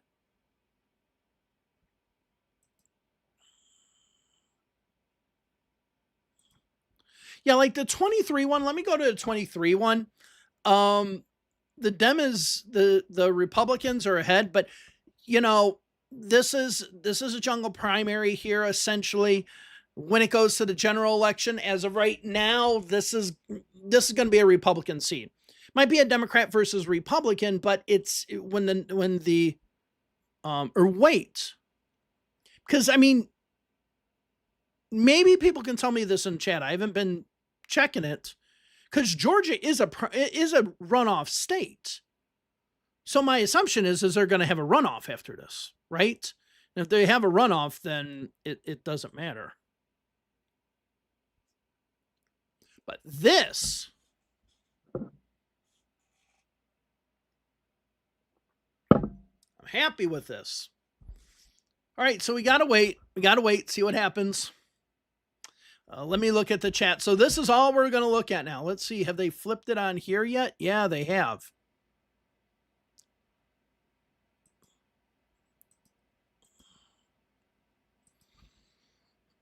This could be a flip tonight, guys.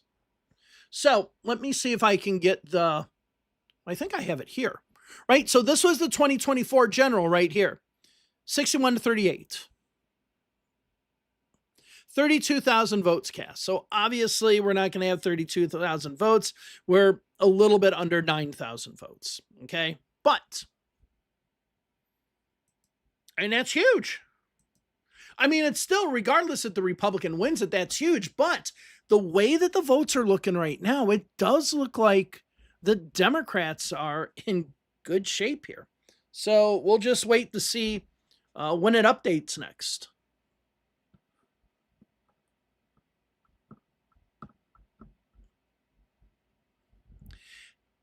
As someone who worked in politics, I hate House of Cards. I just hate it because it's like the most unrealistic ass show on earth. Yeah, I don't like it.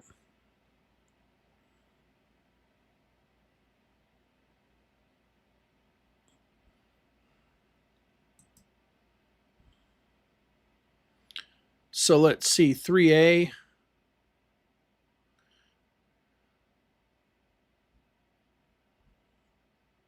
Don't even have it on the map here. 7C, 7-1, 7-that, 1B, 1B. 3A, 3B. Yeah, they could be. It's, well, they got peoples there. Those are apartments maybe in something. Those could be shopping centers or whatnot.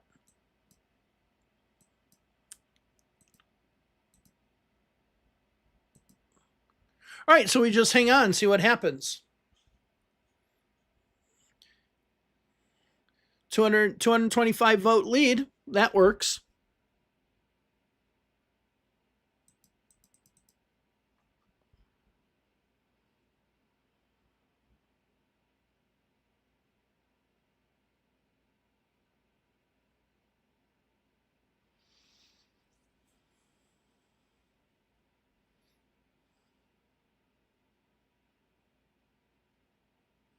No, but I mean, Kevin Spacey, I do like him in the movie Recount. If you do see the movie Recount, that is good.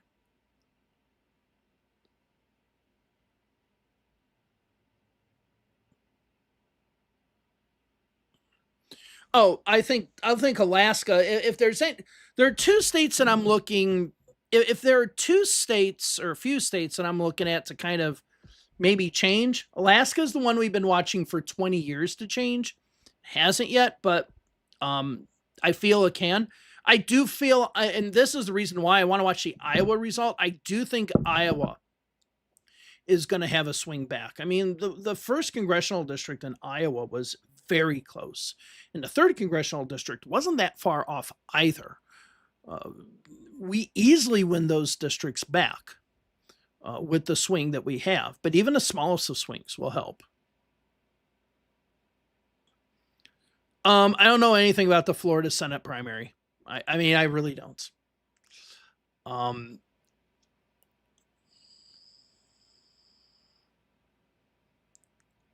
because it doesn't matter. Florida Democrats will screw it up somehow.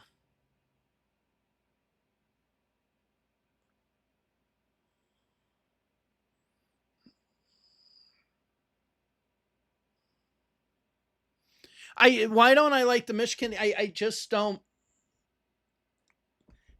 I think they speak okay. I think that it's to me it just has a here's Joe running for office. What's Joe running for office wearing? Just is right there's just nothing I see that pops out from them. I know that might sound a little bit you know minimal to say, but it kind of is that. But maybe through the course of the campaign that can change. I can change my mind on that.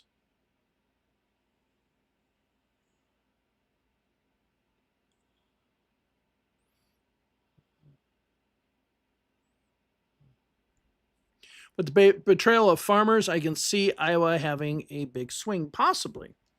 Possibly. I mean, I don't know. The here you get a lot of people that just.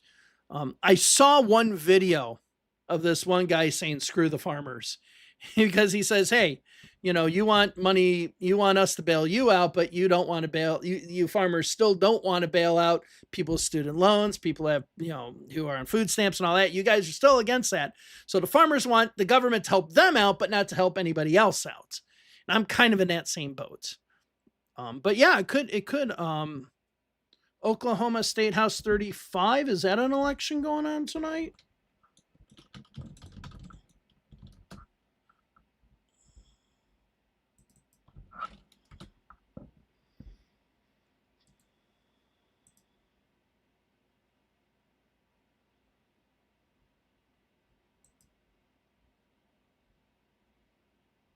God, Oklahoma for such a pay their legislators 47,000 a year. They got a full time legislature because if not, that's a lot of money for a part timer. No, Oklahoma is going to be on February 10th. Is there a primary or something?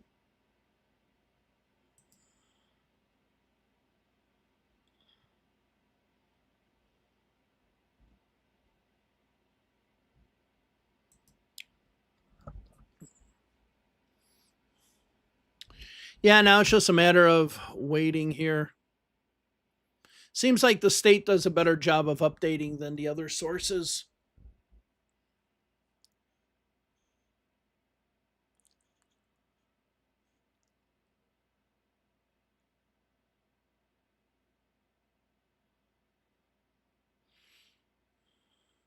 Oh, Afton did have a clear message. If you watched her, I mean, she was talking about affordability. She was talking about the specifics such as the Tennessee Valley Authority, and the trying not to have it privatized. I mean, that was like a big thing in her campaign.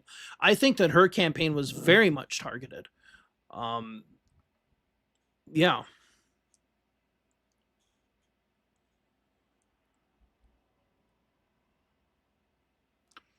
No, I don't. I think ever since Colin Peterson um left, did he die? Colin Peterson in Minnesota. Um, no, he's still alive. Sorry that I killed you off there, Colin.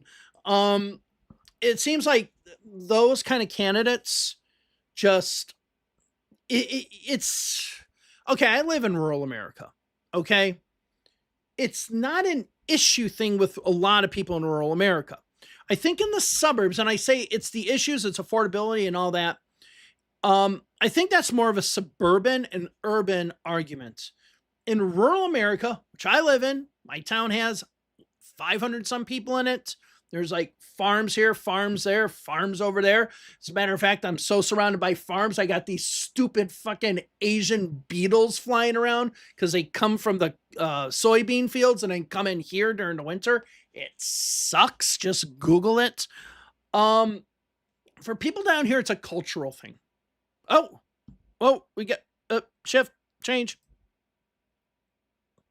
Okay, so now it's flipped back to the Republicans.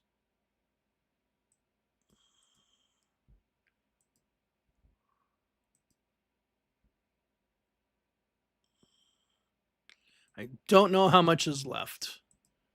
Oops, I have so many tabs. Okay, so now it's flipped back to the Republicans. So yeah, I really don't know. This still says 3 of 10. Okay, this now says 3 of 3. So this Oconee County or whatever, it looks like all their votes are counted. Done and complete. But if Clark County only has 3 of 10 reporting, and that's at an 82% margin, maybe. We'll see. We'll see. Okay, I think that's Mac Dutch Guest the Fourth.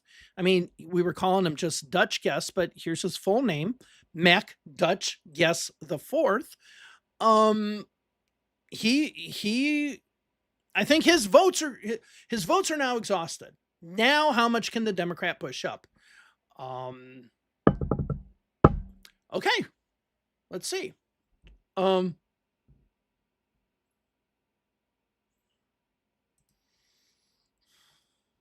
I mean, no Democrat's going to win in Tennessee, with the exception of Cohen in Memphis, of course, but no Democrat's going to win in Tennessee because they did what, they did what they did to Utah. They split up Salt Lake City. They split up Nashville. Now Salt Lake City's in one congressional district like it should be.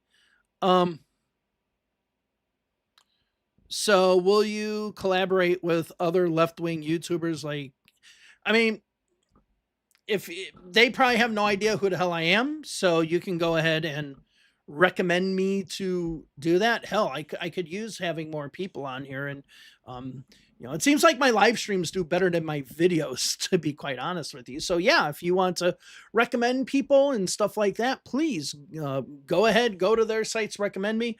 I was on, when Kyle or when, Sagar and Crystal were on the Hill, I was on their, I was part of their election night coverage for Florida. So I've done stuff with her, but she probably don't even remember me. Maybe they would, I don't know. But hey, if you guys want to recommend it, fine, because I'm definitely on their side, you can probably tell, right? The only thing with Kyle though, like, he did a video today where he's like, these are the horrible numbers for Trump. It's kind of like, they're not. Okay. So I am kind of one of those people that I do believe a lot of the liberals, progressives, and all that kind of push one narrative. Like Trump is, it's all over for Trump. And I'm like, nope, let's get back to reality. There's a lot of stupid people in this country. Okay, let's see. Okay, Boulder and the whole long name. Thank you. Everything and nothing. So, I had a super chat here. Oh, congratulations from Singapore. Thank you very much. Thank you for watching from Singapore. You're in the future. You're into tomorrow. Hell, my new home country, Slovakia, is probably into tomorrow too.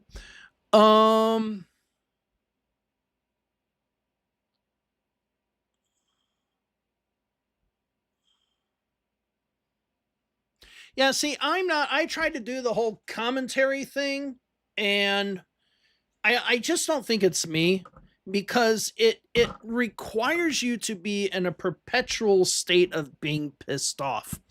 One of the reasons why I'm glad I now have my Slovak citizenship right here, like literally, this is my Slovak citizenship paperwork right here, is so that I can go to Europe and not have to constantly be thinking about politics.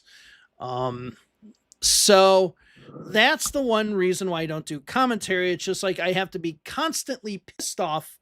Um, yeah, I just can't do that. Yeah, if Clark is only at 30%, reporting Democrats could win. Yeah, absolutely. And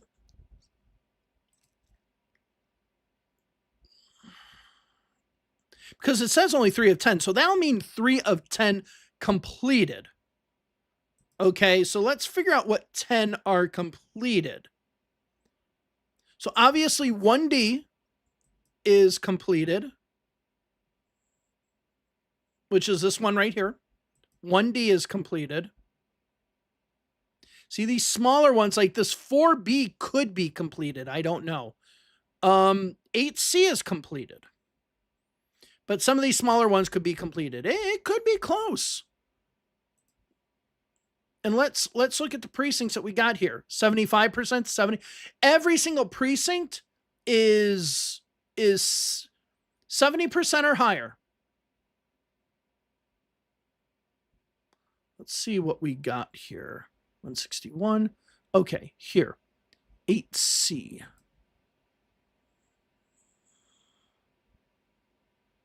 I want to see what 8C. That was one of the ones that was totally counted, right?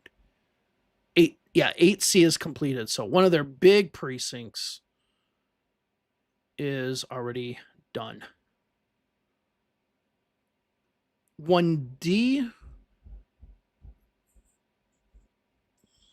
Yeah, 1D is already done. So some of their bigger precincts are done, but still we'll see. We'll see what's going. Now Ping, thank you for the $5 super chat for the Miami flip. Yes, it's haven't gone to Miami because it's basically the counting's done there. So, yeah, and see what's important for Democrats. And this is the reason now I am thinking about doing a video about, is Ken Martin actually doing a good job as the DNC chair? Now, hear me out. I know people are going to be like, no, but hear me out. The biggest problem that Democrats have had from, I would say 1990 until about now, is they only focused on the big races. They only focused on the presidential races, U.S. Senate races, maybe congressional races, but then just totally ignored state legislative races, races for county commission, whatever, school board races. They ignored the mayoral elections like this. We're starting to see the Democrats focusing more on these smaller races, which build a bench to then eventually go up and be the candidates for the larger races. We're starting to see that now. And that's something we haven't seen in a while. These small victories, like this is how the Republican Party came to be. As a matter of fact, let's see if I can find it. Okay, 1992.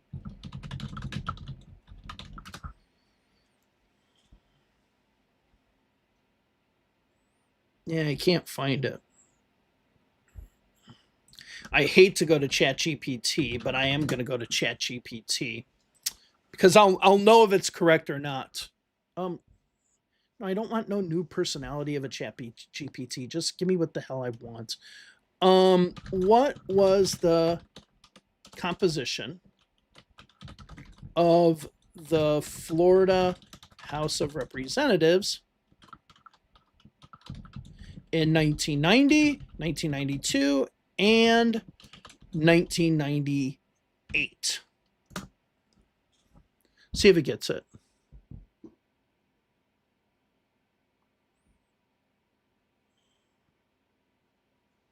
Okay, let's see. 19, yeah. So these are, okay, so these are right. This is This is it. Okay. So 1990, before they redistricted, the Democrats had 83. Wait, hold on. Yeah, okay. Yeah.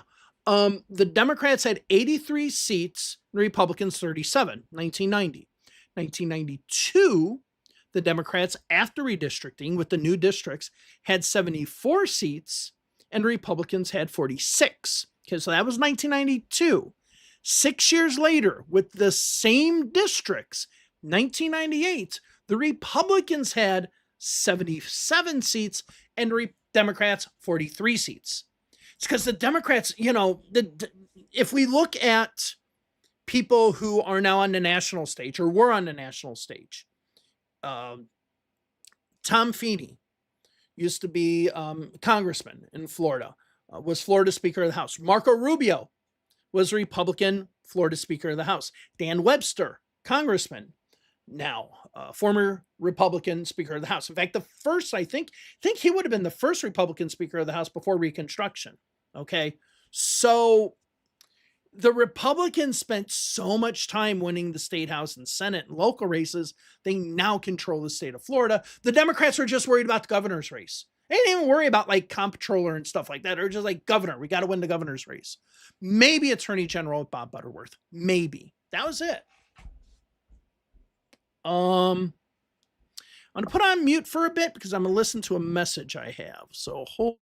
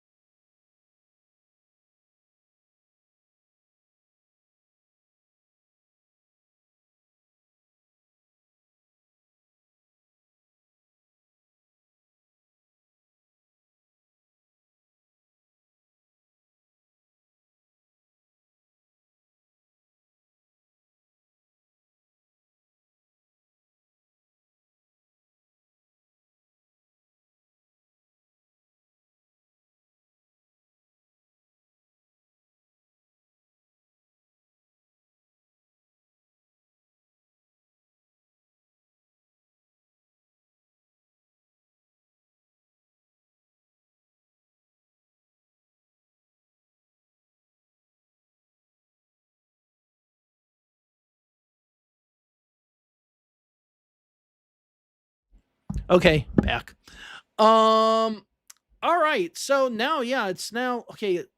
Let's see if I can get. So maybe Nikki Fried is getting her stuff together. I have issues with Nikki Fried, but I'm having less and less issues with her as time goes on. I will admit. So yeah. So let's see if we can get some Iowa election results.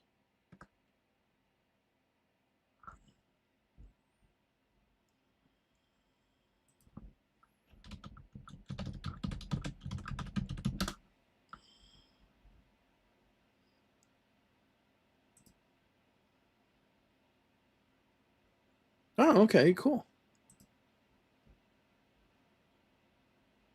All right, so we're going to be able to get the Iowa stuff here too. So go ahead and copy and paste this.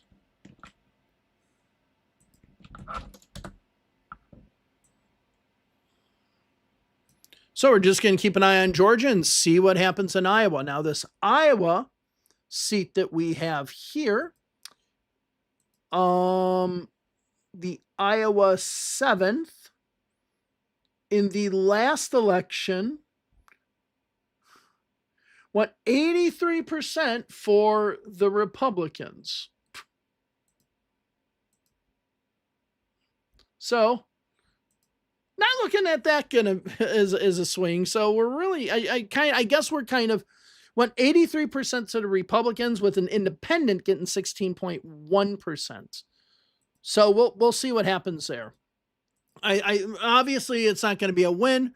We're just looking more to see if there is a swing, like what we're seeing in the state Senate seat in Florida today. So we'll keep an eye on what's happening in Iowa. Hell, if those numbers could be somehow in the 60s, holy cow.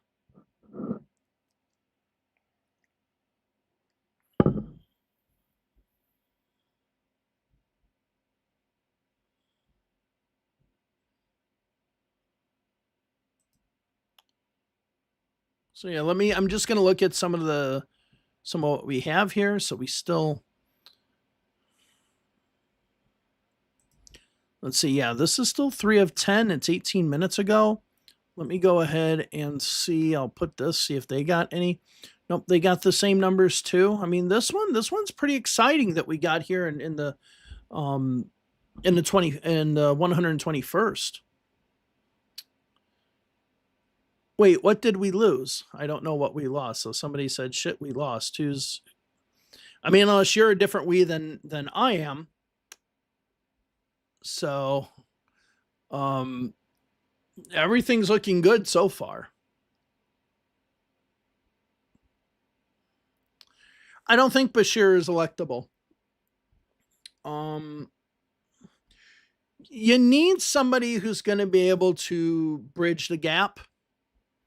And honestly, that's why I don't think AOC is necessarily electable. You need someone to bridge the gap. Again, good-looking guy, with nice tie and all that Southern accent. That worked in 1992. Doesn't work in 2025. Works in Kentucky. Does not work in Illinois.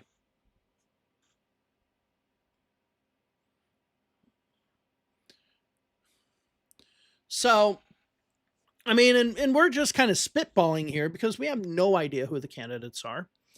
And that's just how presidential elections are. Whoever is the first to come out of the gate always has an advantage. Okay, Eugene McCarthy, first to come out of the gate, had an advantage. Howard Dean, first to come out of the gate, have an advantage until he screwed it up in Iowa and then did the scream, and then it just went downhill from there. Coming out of the gate first really does help. Paul Tsongas, first come out of the gate in 1992, did a lot better than most people thought he would do.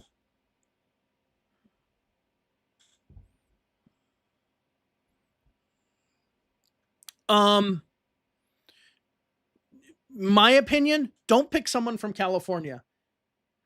Because again, as I mentioned, a lot of it's going to have to do with cultural issues, and people do not see people specifically from San Francisco being in line with their cultures, of their own values and cultures.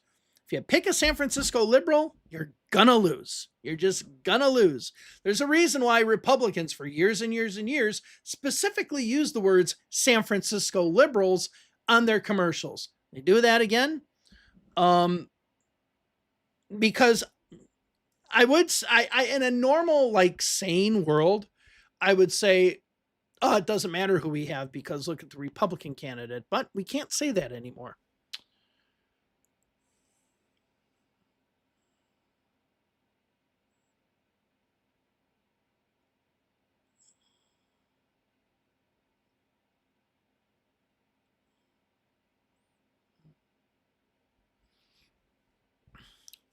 Jerry Demings versus Jolly. I'm definitely going for Demings as of this point. Definitely. Yeah,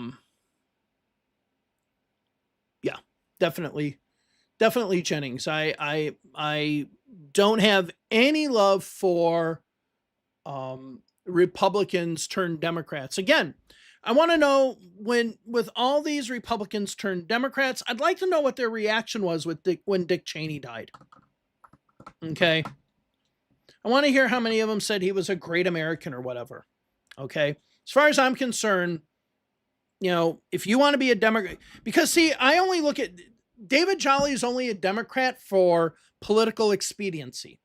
That's it. He's not a Democrat because all of a sudden he's had a change of heart in his views and all that. Political expediency. He was hardly even in the House for that long. I mean, I don't believe how much attention we give to a guy that was barely in the House of Representatives. John, thank you for the super chat. Another bad day for the Klan so far. Yeah. Which means Jolly is going to win since Florida Dems do Florida Dems things. Yes. Yes. Yeah. So, yeah, that's what's going to happen. So Walker M. Watson says Mamdani is the only politician that actually excites me. I'm in that boat right now too. Like when he won, and he's not even, I mean, it's less than a month and he's going to be mayor. I'm really excited that he won. So, and that's the kind of campaign you need to have. You see how he just connected with people? Okay. And yeah, a lot of people voted for Cuomo, but I think the people who voted for Cuomo were people that just, there's still a lot of racism. I mean, I hate to say, I do not like to say racism, but even people that I know, I talk to who used to not say racism before are now sitting there going, yeah, the Republicans have a lot of racists. Is there a reason why everyone that Trump gets rid of in the military, like if it's an admiral or a general or whatever, they're all black, right? It's every single, or a woman, right? He just gets rid of, oh, this guy's a bad general. Oh, gee, I wonder why. Sorry, the racism is just screaming in the Republican Party. And people say, oh, no, you shouldn't say that. Yes, you know what? I'm fine with saying there's racism in the Republican Party. I'm fine with saying that they were deplorables. I mean, I'm sorry. Hillary Clinton was not wrong. She was dead on with that. And people say, oh, well, you're not going to win votes. Yeah, you're not going to win those votes anyway. Do you think the deplorables are going to come out and vote for you? No, they're going to vote for him. I mean, yeah. So Heath and Queen, I guess, Beto 2028. I like Beto O'Rourke. I like him. I don't think he'd win. Anyone can win in 2028, the Democratic nomination. Anybody can win that. All right, so we got the polls closed in Iowa. Let's see if we got anything. No, nothing from Iowa yet. Again, what we're looking for in Iowa, just see if that number is going to be under 70%. Okay. So, yeah.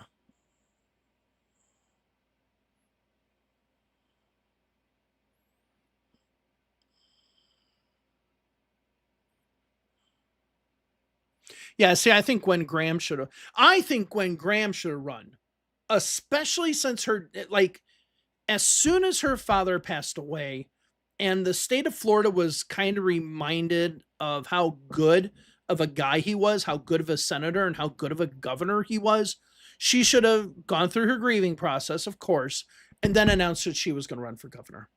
Okay, she should have done that. I know she's done that rodeo before. Maybe she just doesn't want to, but I think that's what she should have done.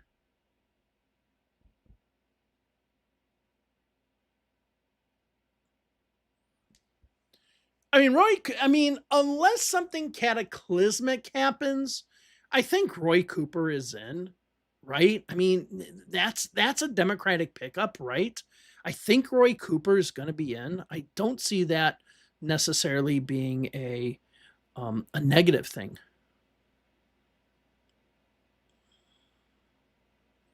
Yeah, I wish Bernie wasn't 84 years old too. But yeah, I actually did a lot of research because I just did on my history channel that I have. I just did a video about Howard Dean. It's available to my Patreons and it's available to my channel members over on my election history channel. But it was interesting looking at the early rivalry between Howard Dean and Bernie Sanders, because when Howard Dean became mayor of Burlington, Bernie Sanders also became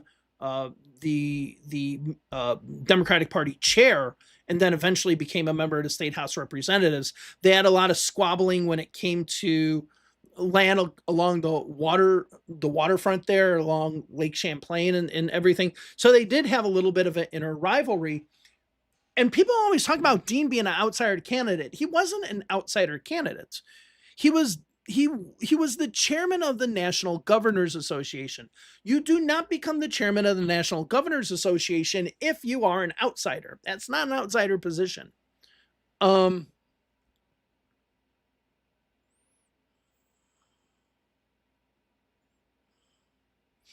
but if you look at a lot of polls, a lot of people still, with the exception, see, you're right with, so somebody says here, Jerry Demings took way too long to announce and talking about Jolly.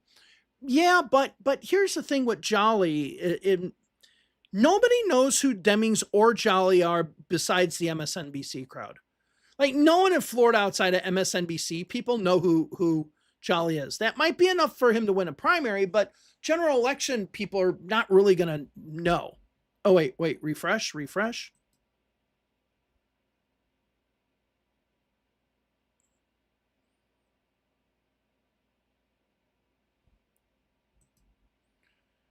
Are we talking about the Iowa one?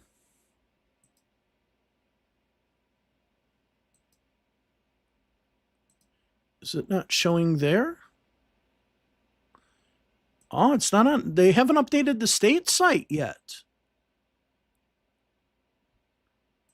Oh, okay. So we'll go to Vote Hub. I wonder where they're getting there. Wow. Does he win?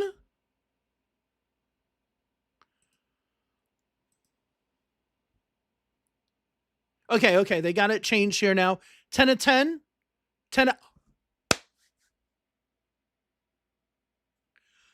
Holy shit. Okay, now the question is, and if they have an automatic recount vote, it would be within 1%, and that is not. Holy fuck. Oh my God. Wow.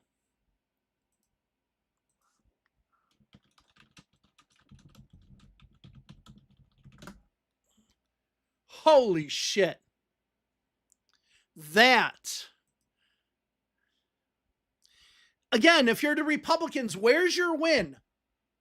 Right? And it's funny because you see the Republicans talk about coping, whatever. Where's your win? Where's your positive? Where is the one election that you can look at and say, hey, we kicked the shit out of the Democrats in this one, even though we were expected to lose? Where is your win? Okay, Iowa's not going, where is your win? Hail Stacey Abrams. You know what?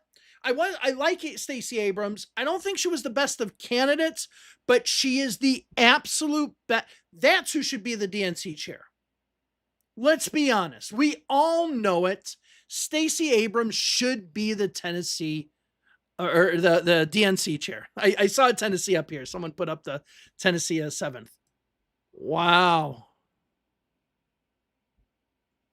So I guess we'll just see what Iowa does. Let's see if this ends up being in the, like I said, under 70%. So I'm going to go over to that 23rd district, see if the Democrat ever took the lead. No. See, now votes are coming in, and now the Democrat, no, still in second. But wow.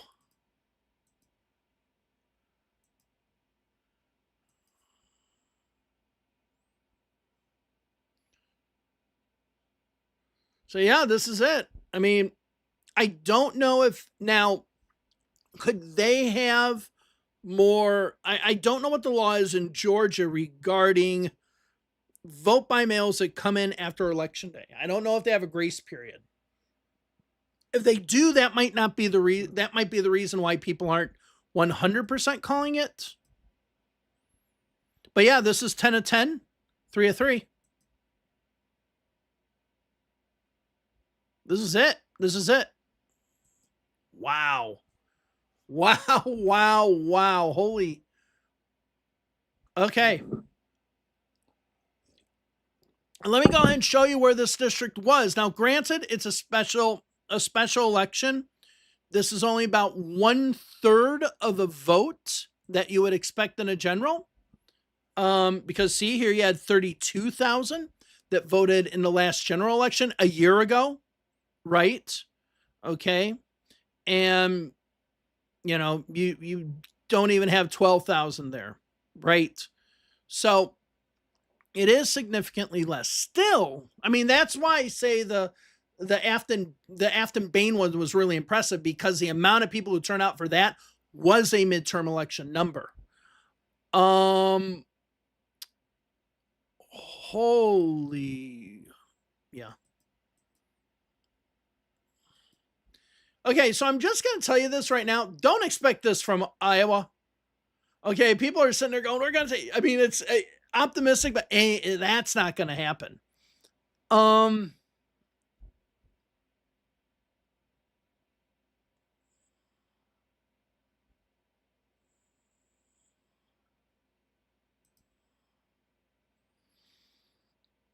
Okay. Just looking at just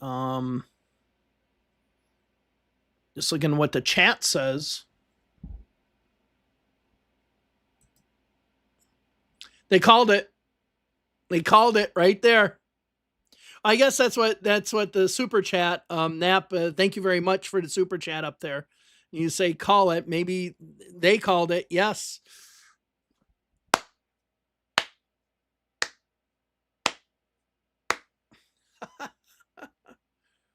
Yeah, Republicans, where's the win? Where's your win? Where's your big election? And okay. Now I always say look at the Afton Bain thing, because it does show the swing with a midterm election turnout. These don't have midterm election turnouts. So the question is, if that vote total were higher, if our total votes were around 32,000, well, no, that was a presidential race, 24. How many people turned out in 22? 26,000. So you're a little under half. A little under half. Okay. And that was a 60-40. That was a 60-40 as well. Wow. This is a great way to end the year, isn't it? Now the next thing is we have to see what happens in the Texas special election, and that I think it's Senate District 9. That's one that I've really been interested in seeing. But this is just huge. I guess running with the name Mac Dutch Guest the Fourth doesn't help.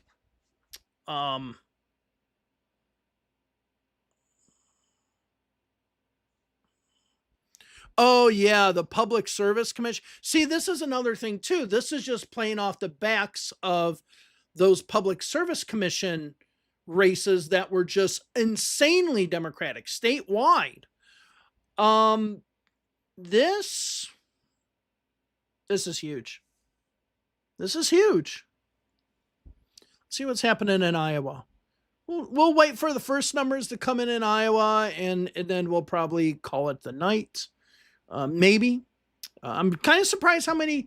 I was figuring I would probably be talking to about 80 people today, because it's just the Miami election, and that's all I put on the thumbnail. But here we are, got over 600 at one point. So thank you all very much for joining. Greatly appreciate it.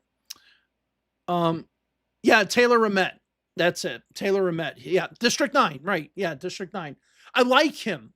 Like he's kind of the, if I want to mold someone to make as a candidate that runs in a general election in Texas, like he seems to be that guy. Hopefully he doesn't have an SS tattoo on his chest, but he seems to be that guy. Because what is he talking about? Because you're in the 9th district, and maybe you could tell me. One of his big issues in Tarrant County are toll roads, and affordability. Texas has when I was in Austin, So I was in Austin earlier this year, and I was going down to where Lyndon Johnson was. I went to the Lyndon Johnson Presidential Library. I went down to Alice, Texas. So if anyone knows anything about Box 13, I actually went to the Box 13 no longer exists, I don't think, but I actually went to the place where Box 13 was supposedly counted and everything. I'm gonna eventually do videos, a travel video of presidential museums maybe in the future, but yeah, the toll roads are insane there.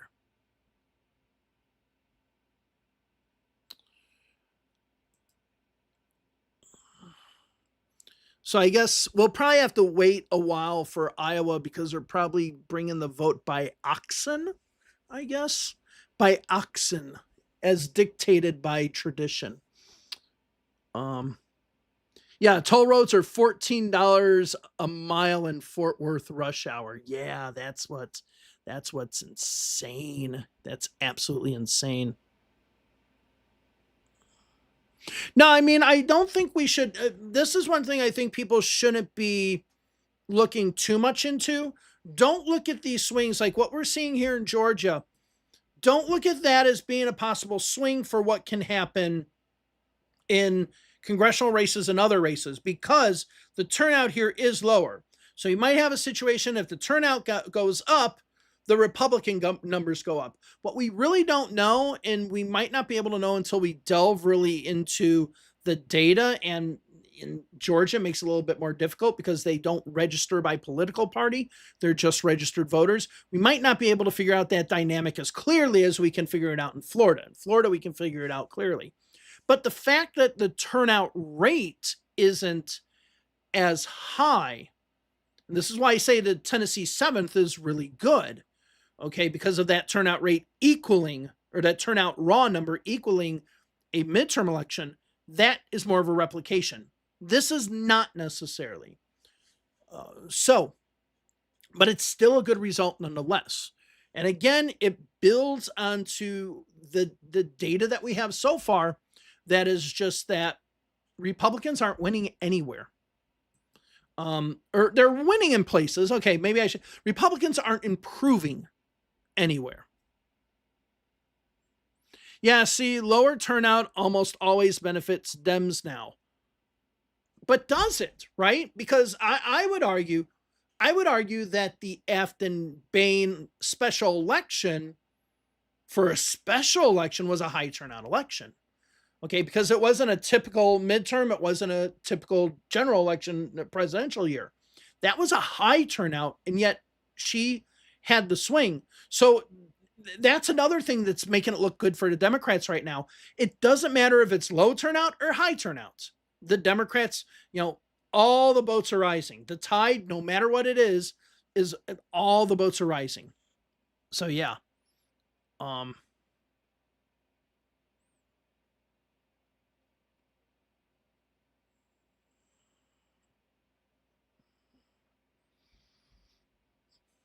So I'm a Bears fan, but I haven't watched a football game in I think I watched the last Super Bowl.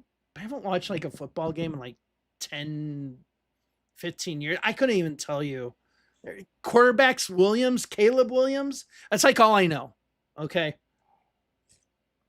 Last time I really watched football, I think Rex Grossman was the quarterback. Was it Jay Cutler? One of the two for the Bears. I don't remember. I just don't watch sports anymore. Except for baseball if the Blue Jays are in the World Series, which, that game was so disappointing. I watch Formula One is my favorite sport, and I don't even watch that anymore because the Americans have destroyed that sport. Yeah, just want to see, before we sign off for the night, I just want to see what first numbers we get in Iowa.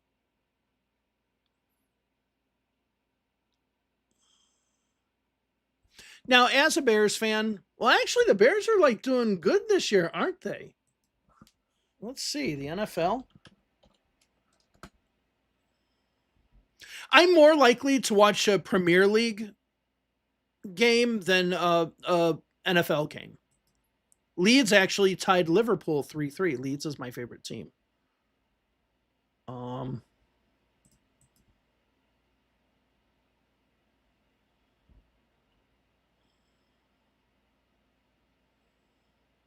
I don't know what misery you're talking about. Like, I really don't know what misery there is. I don't know what happened. Like, I really don't know anything. Like, I'm looking at it for the first time. I don't know. And honestly, football is the sport I watch the least now because it's just becoming more and more Republican. And I guess that my favorite college team, the University of Utah, just did some sort of corporatist bullshit that makes it that I'm not going to watch college football anymore. Oh, this was called long ago by someone says that it was called by Decision HQ. This was called long ago by Vote Hub. So yeah. Yeah, Leeds. I mean, I've liked Leeds ever since Jimmy Floyd, Hasselbank, and Alan Smith, and then eventually Mark Viduka, Harry Kuehl. I like that team. I always like that team. They've always been my favorite team. My favorite team is Paris FC. In now Liga, not Paris Saint-Germain. No, screw them. Paris FC. I actually have a Paris FC mug back here. I have a Paris FC scarf in there. So yeah, I'm just waiting to see what numbers we get out of Iowa. The oxen has to go through the snow and mud to get there.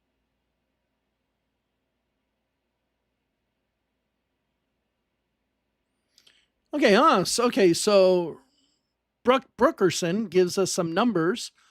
Secretary of State registered voters in House District 7, Republicans 55%, Democrats 15%, and NPAs 29%. Others 0.6%. Okay, thank you for the information. Greatly thank you very much. Greatly appreciated it. Yeah, because I mean I don't think I'm thinking they get the Democrats 70% is your threshold or like your line. If they can get, if the Democrats can hold the Republicans to under 70%, that's good. If they can hold them down to 60%, that would be holy hell in a handbasket. But I don't think that's going to happen.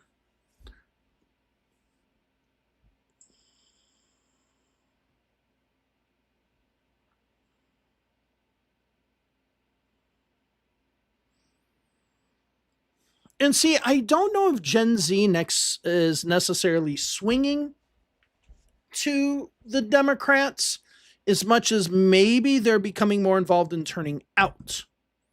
Okay. And that might be, I mean, I don't know. We'd have to look at that.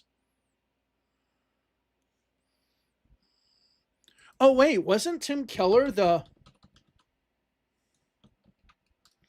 wasn't he the, okay, I'm gonna look at.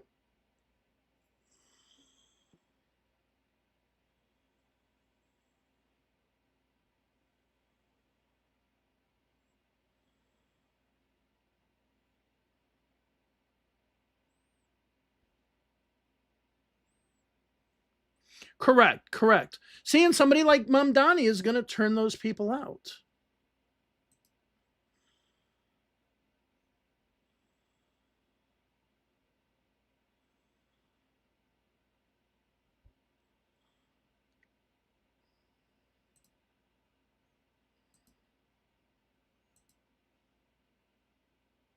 Yeah, see, I don't know that much about the Albuquerque race. I know there was the first round, but I don't know much about it. I talked about it like back when it was happening, but there's been so many things happening.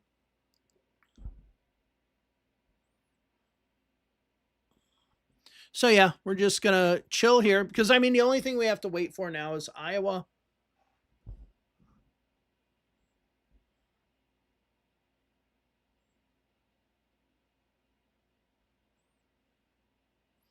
Oh, Chelsea, I'll go for Fulham over Chelsea any day.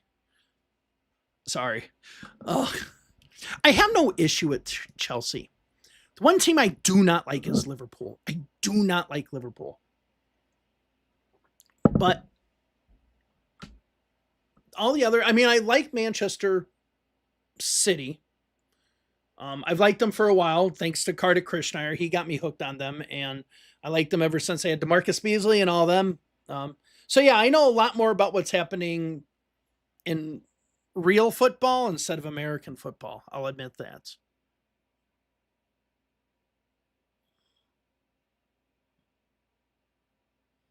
So is this, I mean, he's the incumbent mayor, right? Is he a progressive or not? I mean, I do not know.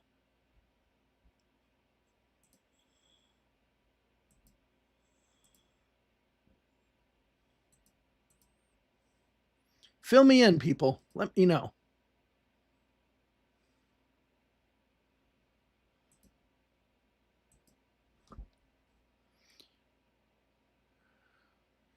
All right. So,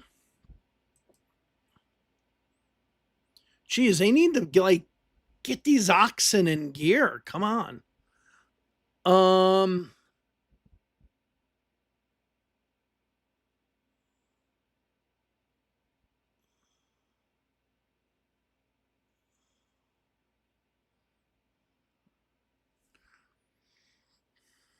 What will happen if Section 2 of the Voting Rights Act is struck down? I think it only. I was going to do a whole video about, or did I? I was going to do a video about Section 2. I was going to do a video about that. I didn't do it, but I was going to do a video about that. I guess it just depends on who does the redistricting, because if they got rid of that, then you could essentially, the places where they could get rid of the Republican, like California could wipe out the 4 Republican districts that the Republicans have left. Illinois could wipe out the 3 Democratic or Republican districts that Illinois has left, right? So it is a double-edged sword. You get rid of it, yeah. Chances are the more gerrymandered maps are going to be the Republican ones. But if you really want, I mean, other states could do that. Okay. So it could work both ways. What about Australia? I still want to go to Australia. That's the one place in the world that I still have left to go. I want to go to Australia.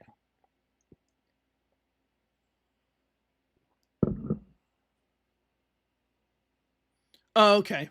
So Darren White is a Republican. Okay. Well, Mom Donnie can't run for president because he wasn't born here. So, I mean, unless you're talking about him running against Schumer, right? But you know that's just the Constitution. What the hell does the Constitution mean anymore, right? Yeah, I just want to get a first result from Iowa, and then we're gonna close it out for a night because I have to go to a grocery store. I thought I'd only be on here for an hour, look at the Miami results, say done, and then go. But no, this. Thank you for telling me about the Georgia one. People mention this.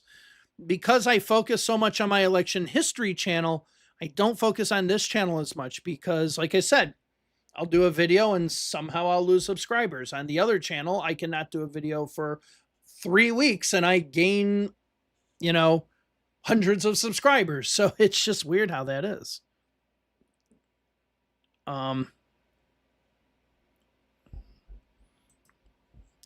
just look at that 23rd district again. And Democrats close to being in the lead too. So yeah. So I think we're done with Georgia tonight. Just want to see, like I said, first numbers from Iowa. And if they don't come in the next 10, 15 minutes, we'll probably go ahead and shut it down for the night. So yeah, I am still reading the chat, just waiting to see what we have here. higher the prices treating us in rural America. They suck. I mean, let's be honest, they suck everywhere. It's one of the reasons why, I mean, as of right now, because like I said, got my Slovak citizenship right here, just waiting for my passport and like my birth certificate and stuff like that. I mean, part of moving to Europe is like an economic refugee, to be honest. I'm looking to to move to either Brno in the Czech Republic, maybe Prague. Then I'll just be doing this channel from Europe. So yeah, prices suck. Gas is okay, eggs are okay, milk is fine. Beef is a bitch. Oh my god, beef is bad. Blue Tsunami or Blue Ripple. I mean, this is, we still have a year. Okay, we got to get through primaries and all that. We got to see what happens and what states are looking good or not, but it looks more tsunami-ish right now. Dutch guest. Breaking news. Dutch guest deported to the Netherlands.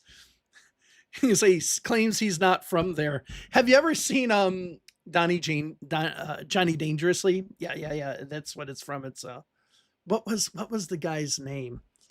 He said he was deported to Sweden, claims he's not from there. Anyway, getting into my 80s movies now.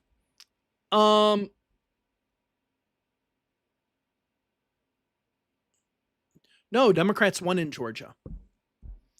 So some people who are saying, did the Democrats win? Blah blah.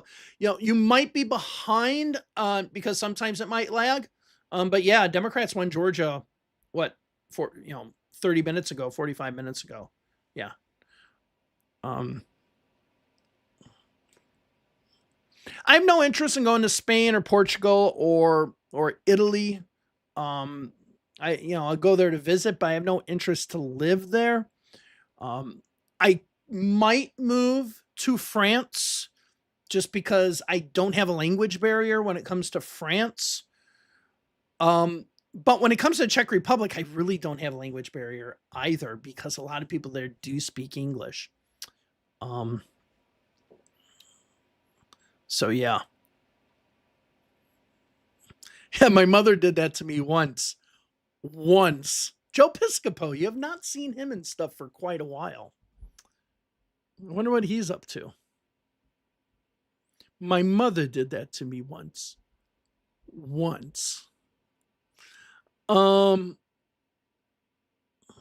Denmark has elections coming up, right? I haven't been, so this is unfortunately, and I say unfortunately, I mean, what about Denmark living there? The cost of living's too high. Right. So I'm trying to keep, yeah,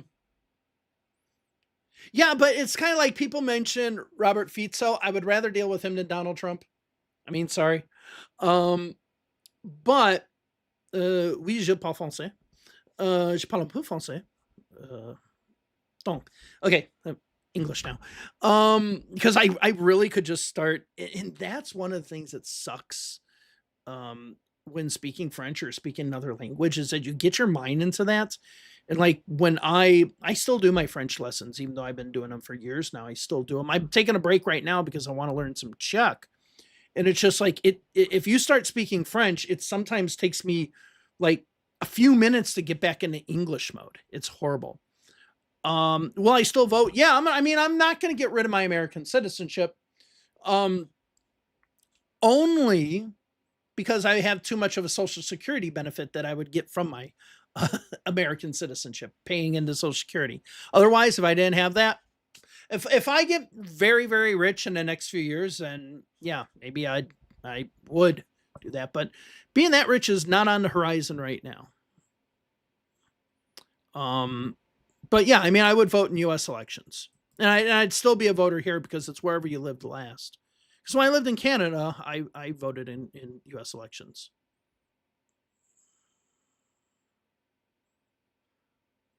See, with Miami going to the Democrats, do you think it's a red herring or are Democrats going to hold it? Do you mean hold Miami, the city of Miami? Because You got to realize this was a regular election, so it's not a special election. This was a regular election. But I do think when we look at Mamdani, we look at Higgins, those two, we look at what's happening in Seattle. It'll be interesting to see what these mayors can do and how much confrontation they're going to have with their governors. Okay. There might be like a Higgins DeSantis battle going on. But you got Donna Deegan up in Jacksonville. She's really good. So yeah. Yeah.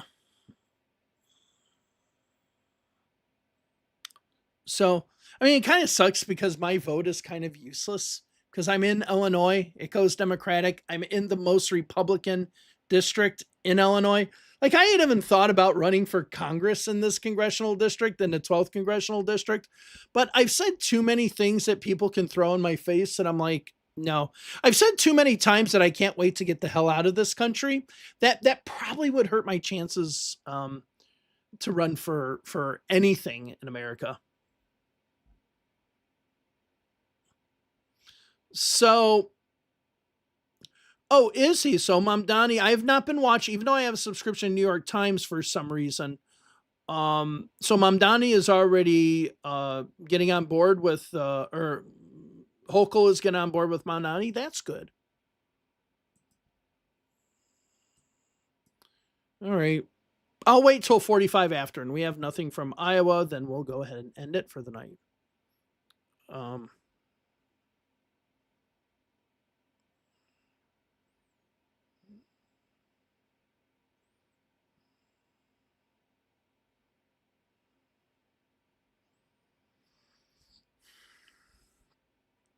Okay, what do I think about that, Jen? It has nothing to do with her, that cat, whatever.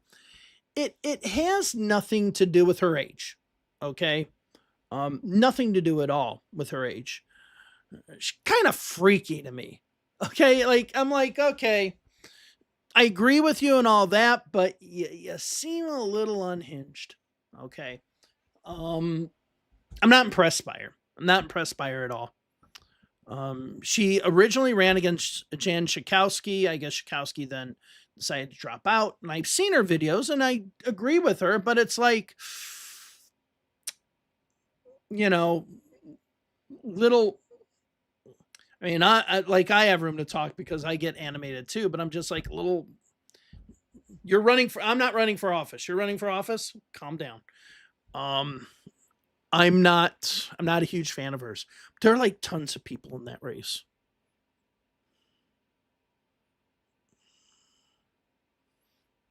Yeah.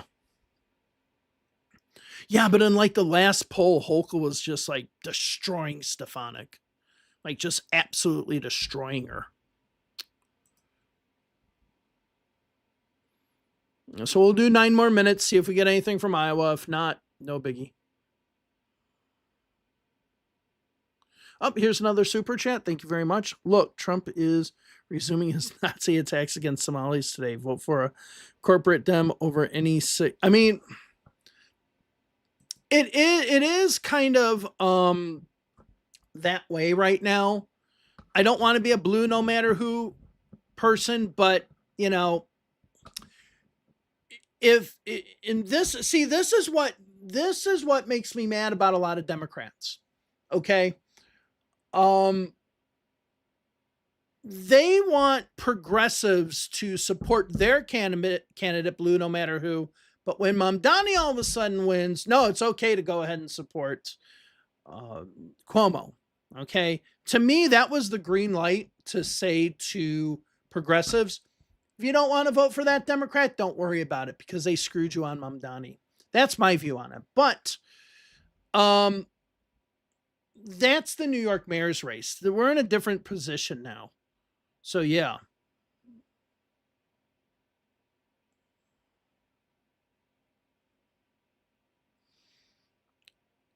Do I think that it's like, okay, so someone asked about like, do I think that it's, where is it? Jasmine Crockett, you know, it's kind of like the equivalent of Christine O'Donnell in Delaware. Maybe. I mean, I don't know what the electorate is looking for now. So Kat is a carpetbagger, but she could be okay. Oh, don't tell me she's one of those people who wear a Cubs hat and say, oh God, I hate those people. I'm a Cubs hat. Oh, oh yeah, I'm drinking my Heineken at Wrigley Field. Instead of, drinking your old style, which by the way, people from Chicago only drink old style if they're like 70 years old. Let's be honest. 100. Well, it's kind of okay. 111% shift. Wait, what is this? Oh, no. Okay, no, I have to pick. Which one is it? Shift.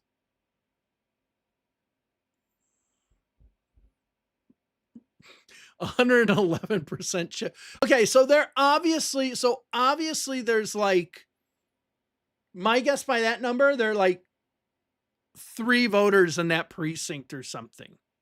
Okay, let's look at the there we go, 3 voters. Good guess. That's the reason why you see that. So yeah. Stephanie is our Karen. Well, when I used to go to McGill University, Stefanik was running for Congress there.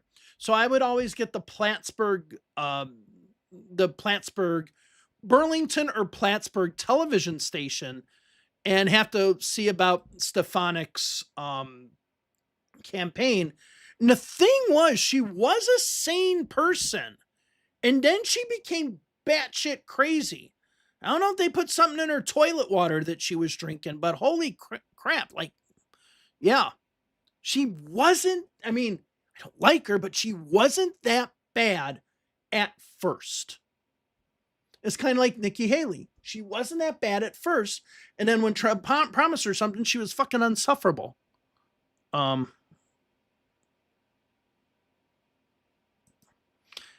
I don't know anything about that Fuentes guy. I don't know.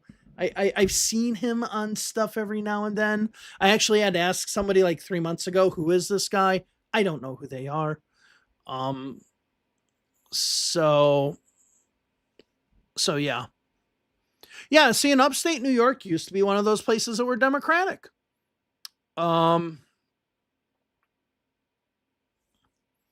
Yeah, it's oh, let's go to Iowa. Nope, nothing. Oxen still on their way. Are we in Iowa? We are in Iowa, but Iowa is not in Iowa right now. Who replaces Dick Durbin? I mean, who knows? Like I said, Krishnamurthy, I'm not a supporter of because he is not for Medicare for all. That's a deal breaker. But I mean, if he becomes a nominee, do I vote for him in the general? Absolutely, because I have no problem with him. I think he's from Schaumburg, like my old grounds when I was like 6.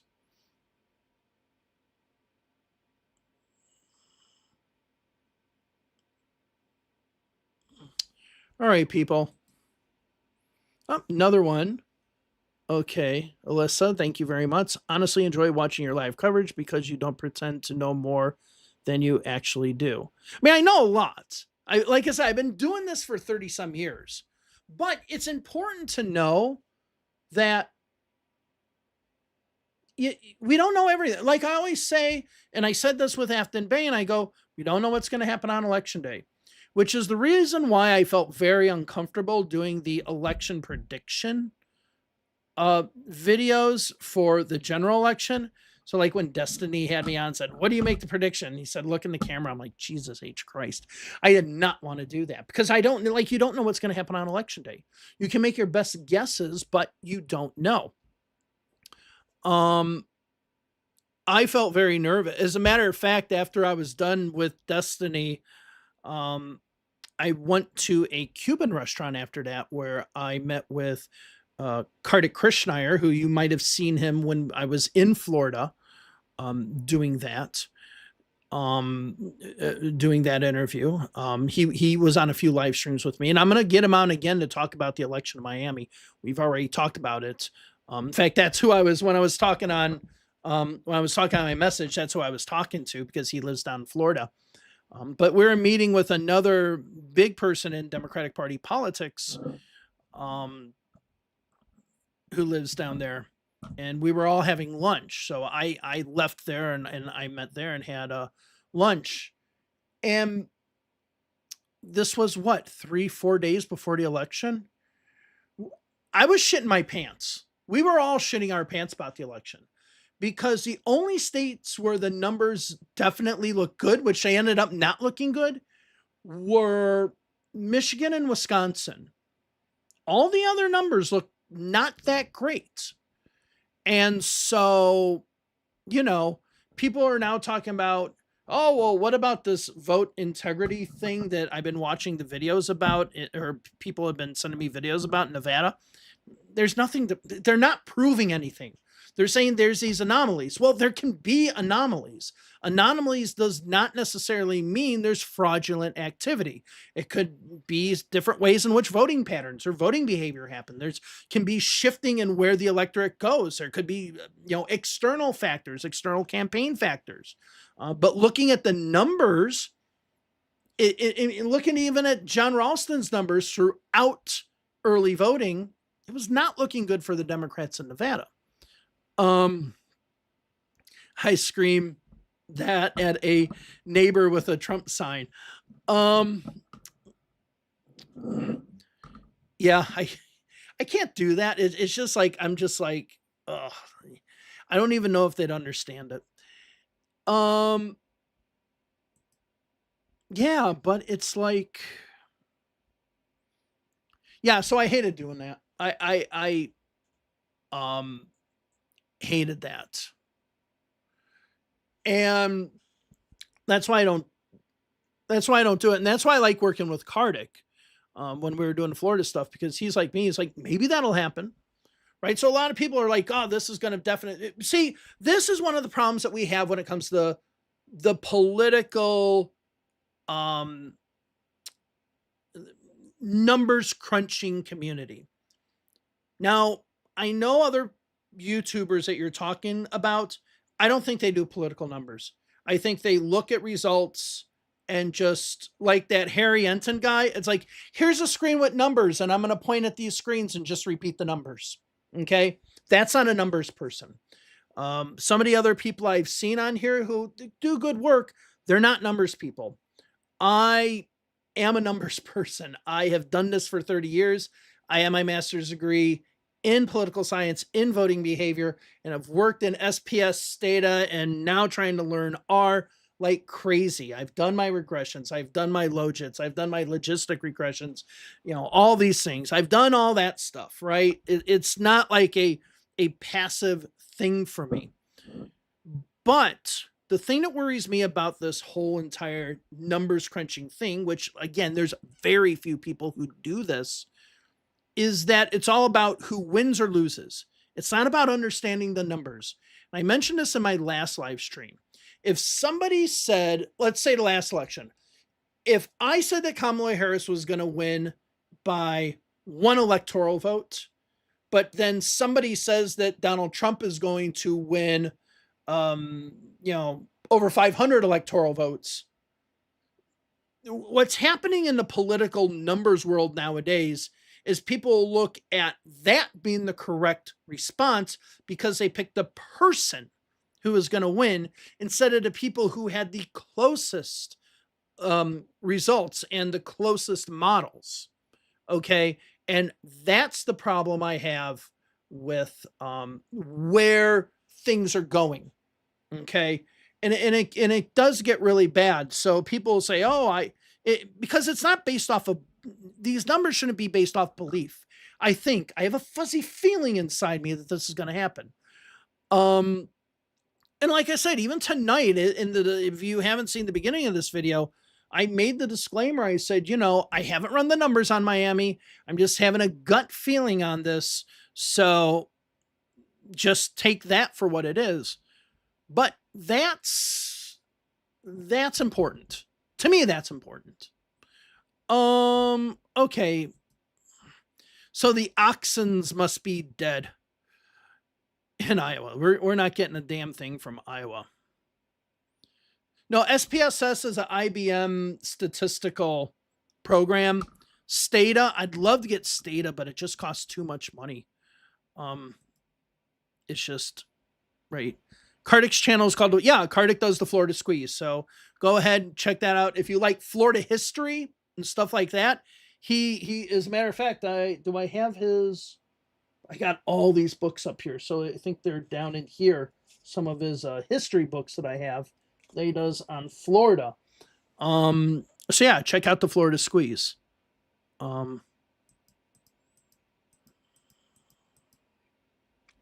No, see, I don't think Let's Talk Elections. I've seen some of his stuff. To me, he doesn't do numbers. There's a difference between doing numbers and reading numbers, I guess I should say.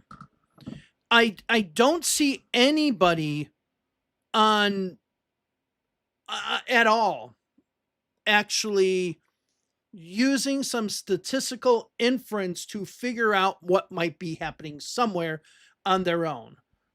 Like so what they'll do is they'll look at certain aspects of it and say, oh, this does this and this does that. Just basically reading what we can all see there. I mean, I like his channel. I just don't think he does numbers. I think very few people do numbers. Like back when I was doing now granted, I'm not doing as much as I did before, but actually I was. So when we were looking at the models this time for both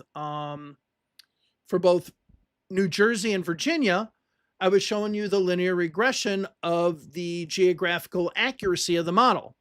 I don't see anything like that on Let's Talk Elections, right? I don't see any models made with accuracy, trying to show relationship between things. I just don't see it, which is fine for people. Certain people are going to have certain things. I'm just a little bit more picky when it comes to that, because again, I've done this for years, and having election numbers are, having them right is very important, I think.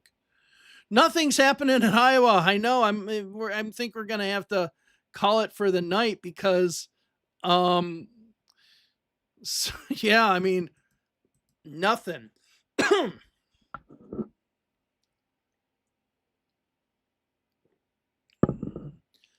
Oh, Jared, thank you very much. So I was a math major in college and an accountant now. Your election coverage is the first that actually made sense to me. I'd rather have your coverage over predictions. Thank you. Yeah, I mean, but one of the problems is that, Jesus, one of the problems is that sometimes you have to kind of explain, like, you have to put it in layman's terms too.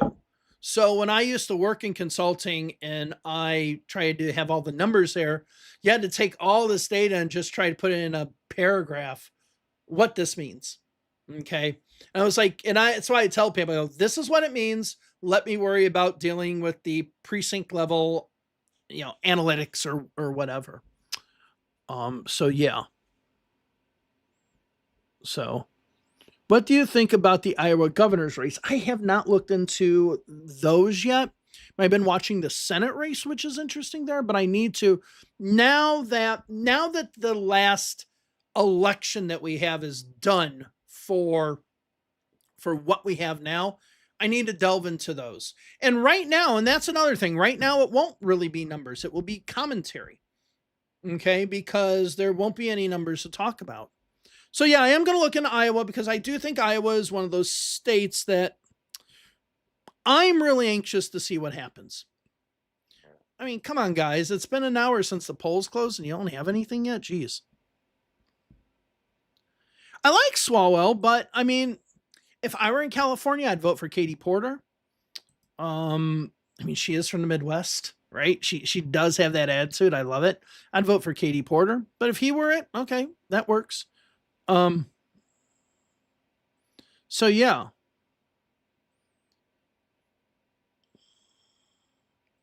The Great Canadian Bagel, that isn't the guy. He does like, I mean, if it's the bagel, because I saw something like the bagel and it's a guy from Canada, he does like a lot of economic stuff and stuff like that. If that's the same guy I'm thinking of, yeah. So yeah, um, yeah, we are just two.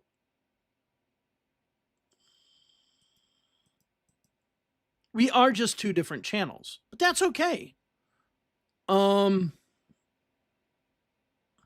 too many Democrats in the California race. Even if they split the vote, it doesn't matter because no one will get a majority.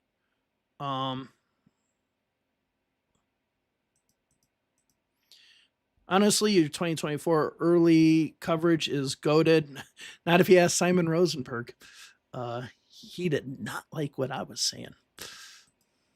Ah, wait, whoa! We got a precinct. We got some votes here. Okay.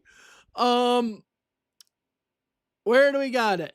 Pocahontas County. Oh, Elizabeth Warren County, right? Webster County, 97 votes. Okay, so the Democrats win it. Okay, maybe we'll start getting a few votes now. Okay, okay. Oh, are they doing it by the whole county? Were there only like 155 votes in, what was that, Webster County? Seriously, maybe they are using oxen to get the friggin' votes to be counted. Let me see. I do not know where Webster County is. Webster County, Iowa.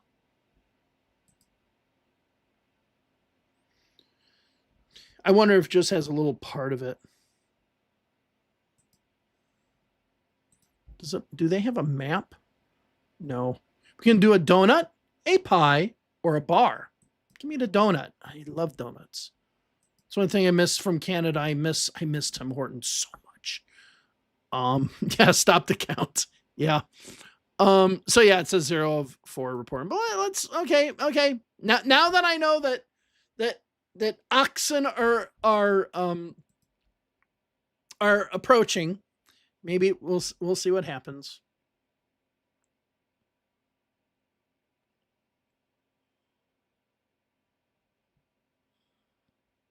Mary Tyler Moore had a show like that. I never watched her show. I mean, I was like a child when that was out.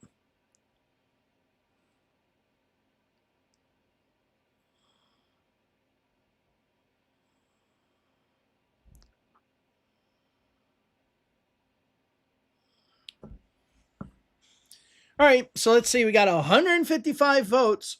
Wait. Jesus, how many House districts are there in Iowa? How many state House districts does Iowa have? Because it says there's only 3,112 registered voters. Is that like in the whole district? Because if that is insanely low. It has 125 seats. How many votes were cast in the last election here in Iowa?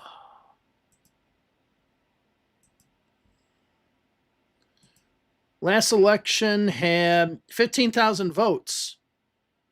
So yeah, it's obviously not 3,000 registered voters at the last election had 15,000 votes.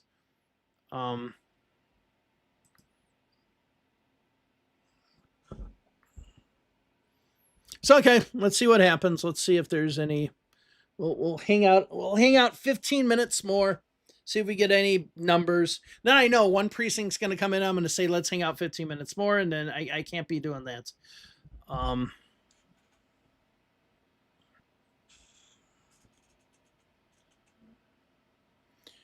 No, because of gerrymandering, people are losing their districts, or she would have to run against another Democrat, which she could.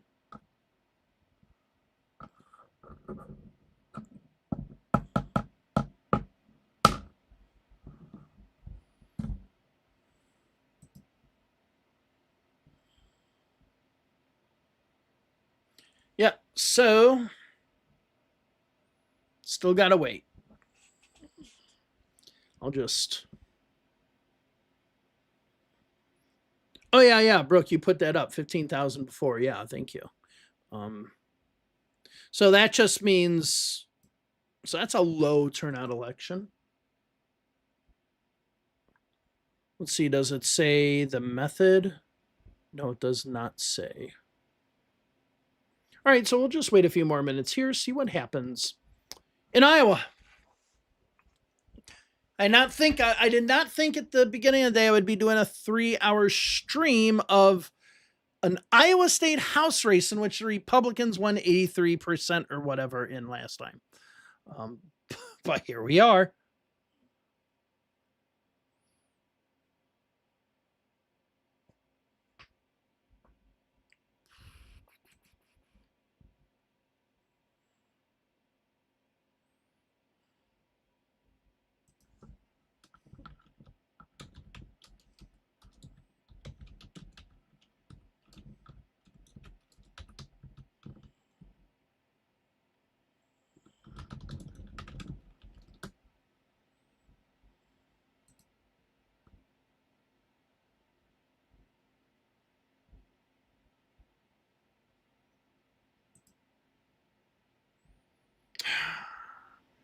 Jesus Christ. I hate this.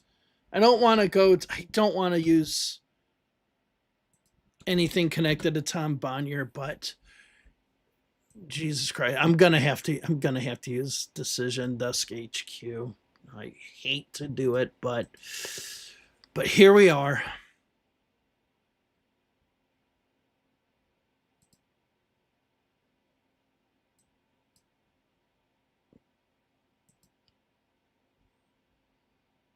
Okay, the votes come, the votes taketh away.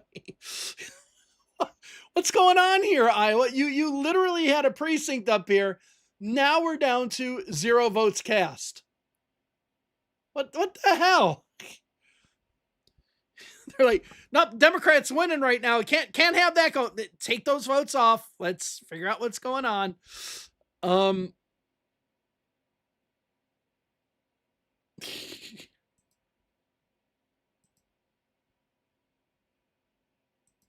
Okay, county results. My guess these are all from Webster. These are all from Webster. Okay, let me figure out.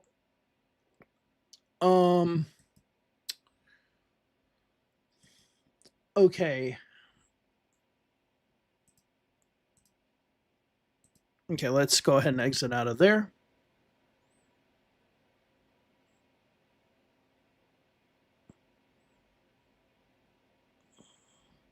So I'd like to see, because same with Webster. Okay. Iowa election results 2024. Let's see what we have. We go to Secretary of State site.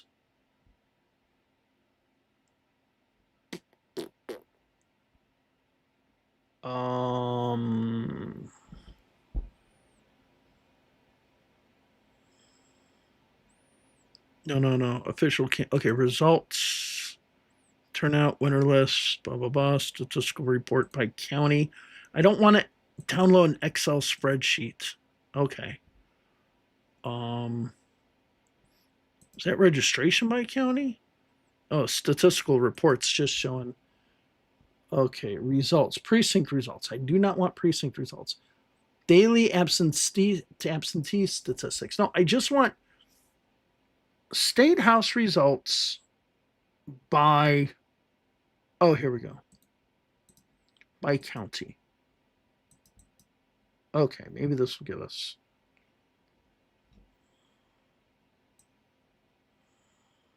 Okay, here we go.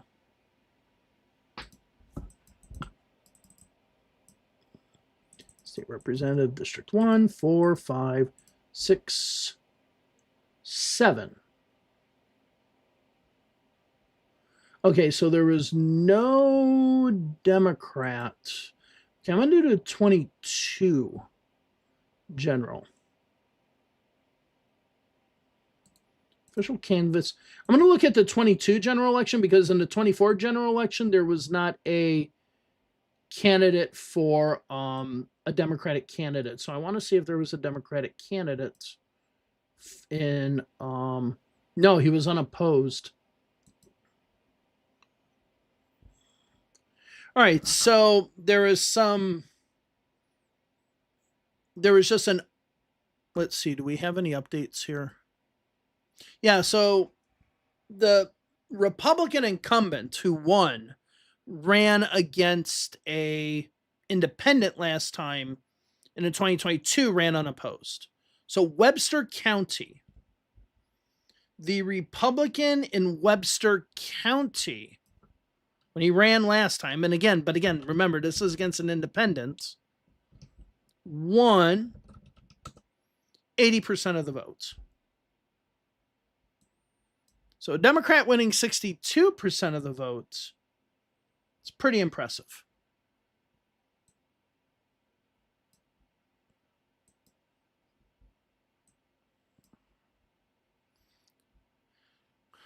Well, it looks like a lot of people in the chat are talking about the Texas primary. Honestly, I have not really followed it. I just have not followed the they got their shit together yet? Nope, they took the votes away. I haven't really followed Texas at all. Is Allred running again? He is, right?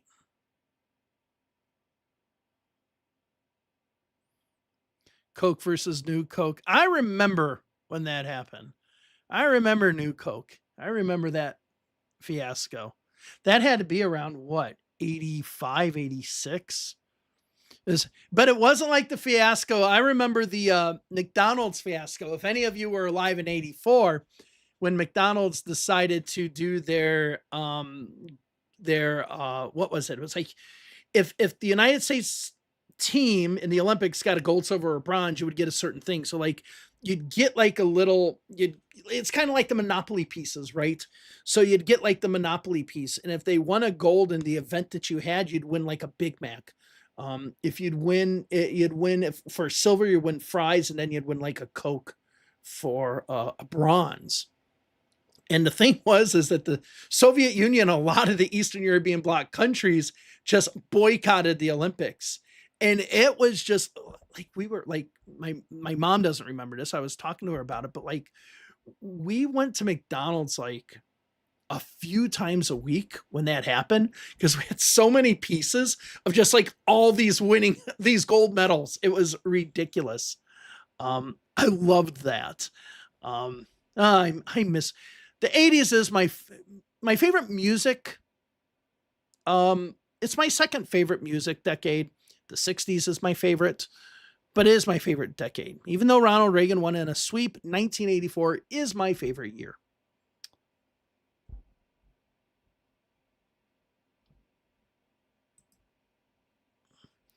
Yeah, but like, yeah, we'd go.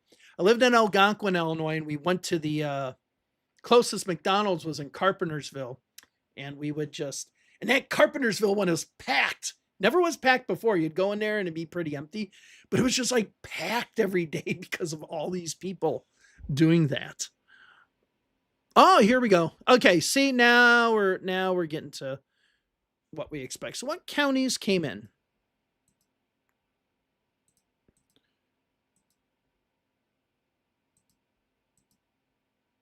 See, now Webster is down to 0. What the hell? Because Webster was the one that had all those votes. They did the same thing on this. The state has nothing. Decision Desk HQ did have numbers for Webster, which showed the Democrat winning. Now the numbers are gone.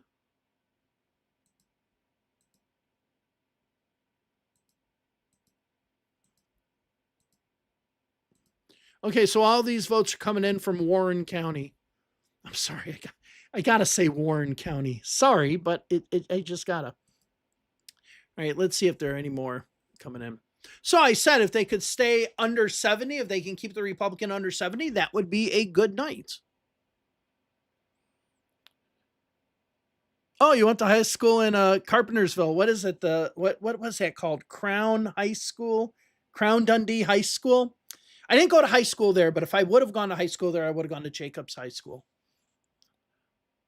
Dundee, Crown Dundee, that was it. I did go to Meadowdale Elementary School in 3rd grade, and then I went over to Algonquin Middle School after that. Just bearing my whole life out on the internet.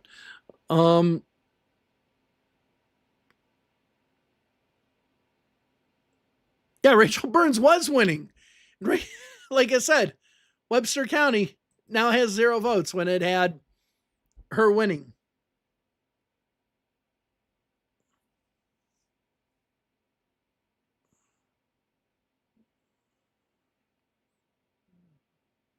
Yeah, because they've redone all that area. Okay, then if you went to Dundee Crown, then you know my favorite pizza is probably still Village Pizza. Not that one over on the other side of Carpentersville off of Randall Road. I like going to you can't even go to the original one that I used to go to is now Rosati's Pizza, but the one on 25. I love Village Pizza. Village Pizza. That's my favorite. So if you guys are from other places, you ever find yourself in Carpentersville, Illinois, go to Village Pizza.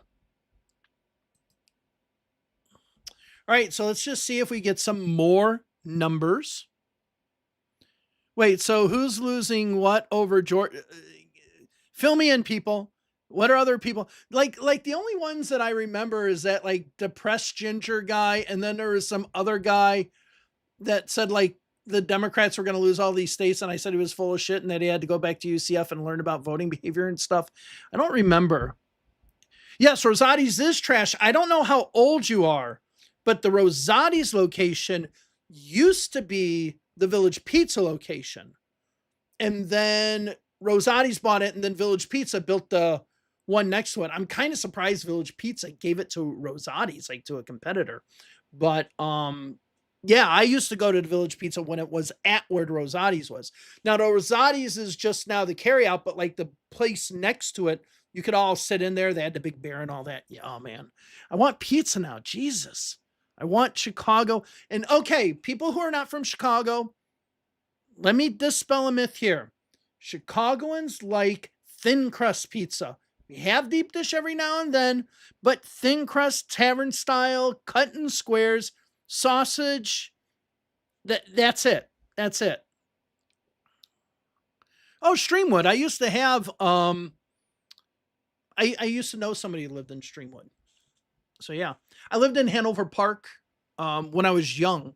As a matter of fact, if any of you know Flight 191, American Airlines Flight 191 that crashed by O'Hare, I lived in Hanover Park at that time. I was like 5 years old. My dad had me on his shoulders, and we could unfortunately see the smoke from Flight 191. So yeah, I know Streamwood. Yeah, I'm kind of wondering what happened to those votes from Webster County. How come they were there and they're all of a sudden gone? And why we're not getting anything.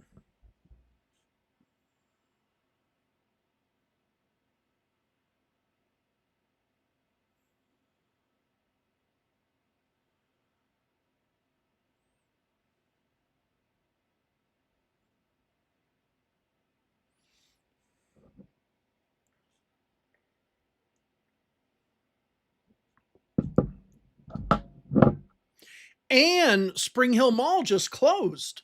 What, like a year and a half ago? Spring Hill Mall just closed, and now they're going to be putting I used to go to Spring Hill Mall all the time. Now they're going to be putting like apartments there or something like that at Spring Hill Mall.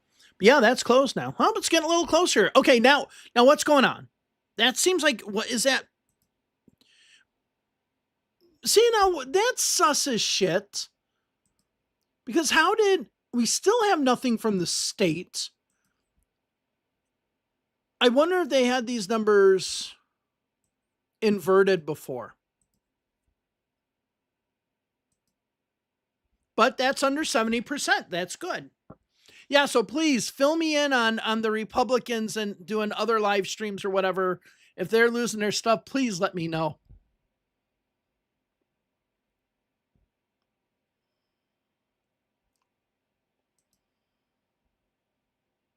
Okay, the 423 number wasn't the same as before.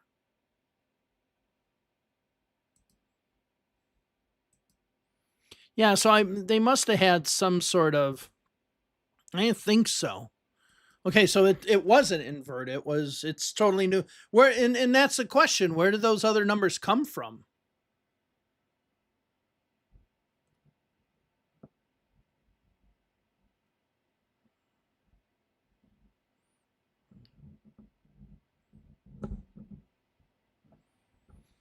Yeah, see, where I lived in Algonquin, it hasn't changed that much.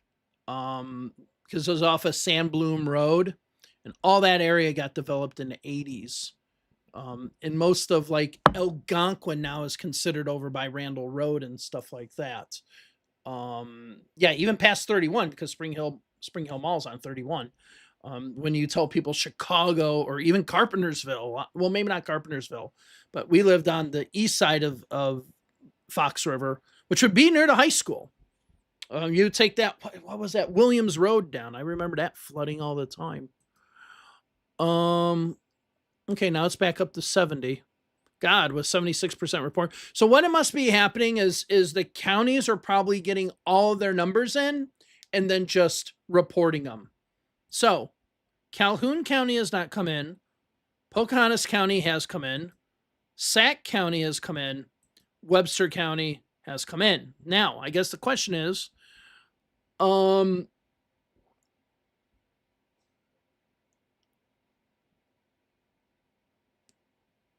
okay, yeah, Burns 194, 116. So yeah, so that's, those are definitely different numbers. Those are definitely. Yeah, see, like that Red Eagle guy, he doesn't know. I need to figure out how to get more subscribers and stuff like that because, it does seem like that you need minimal intelligence sometimes to do this stuff. Maybe I need to dumb down what I do. I don't know. Okay, so let me look at Calhoun. Calhoun will be the second largest county. Calhoun will also be the most Democratic county. So, let's see.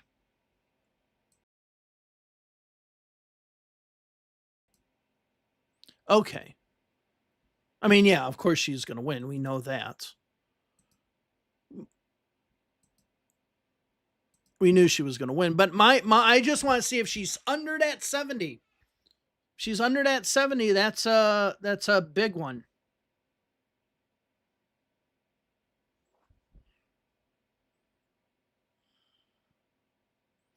I don't know how many people live in that county, but in Calhoun County, in the last election, 5,121 people voted. And that's just slightly smaller than Sac County, which is 5,498.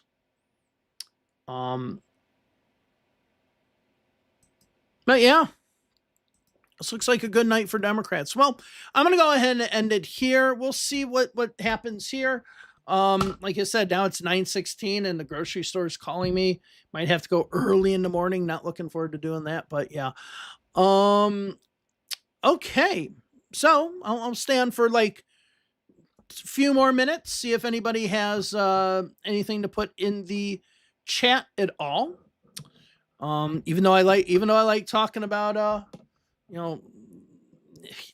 I want friggin' Village Pizza. Jesus.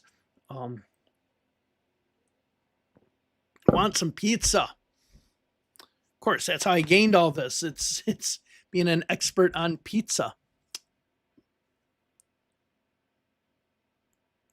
I actually have two monitors. So someone says you need a giant screen, right? Just point at stuff. But I'll give Steve Kornacki credit. He has improved over the years. He really has.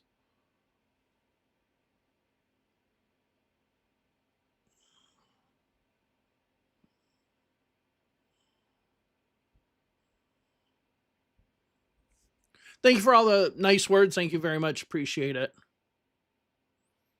No, it's okay that you mentioned Carpentersville because, like, I need to go back to Chicago soon. No, I live in the middle of nowhere. So the pizza place is probably closed. It's not a bad pizza place, but it's probably closed. The only thing open is probably and I haven't eaten dinner yet. So the closest thing is like the grocery store. That it closes at 11.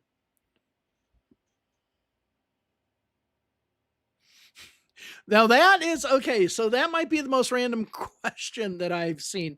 Do you think that Guy Fieri is unsufferable? I don't mind him. I think he's okay. Go ahead, judge me. I don't care, but I think he's fine.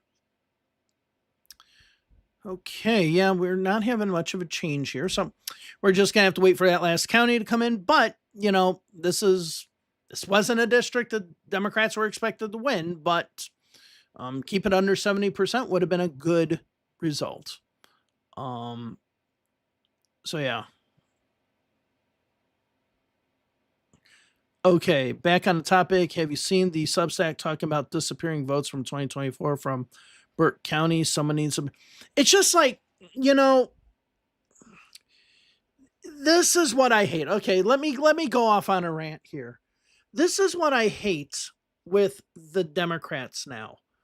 They're trying, Democrats are trying,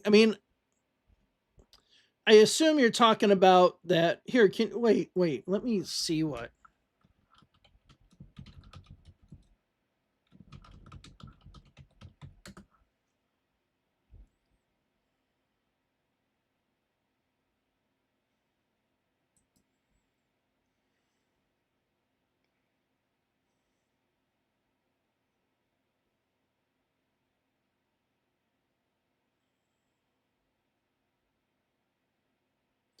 Why did 6 million people vote in Burke County, Florida when it doesn't exist?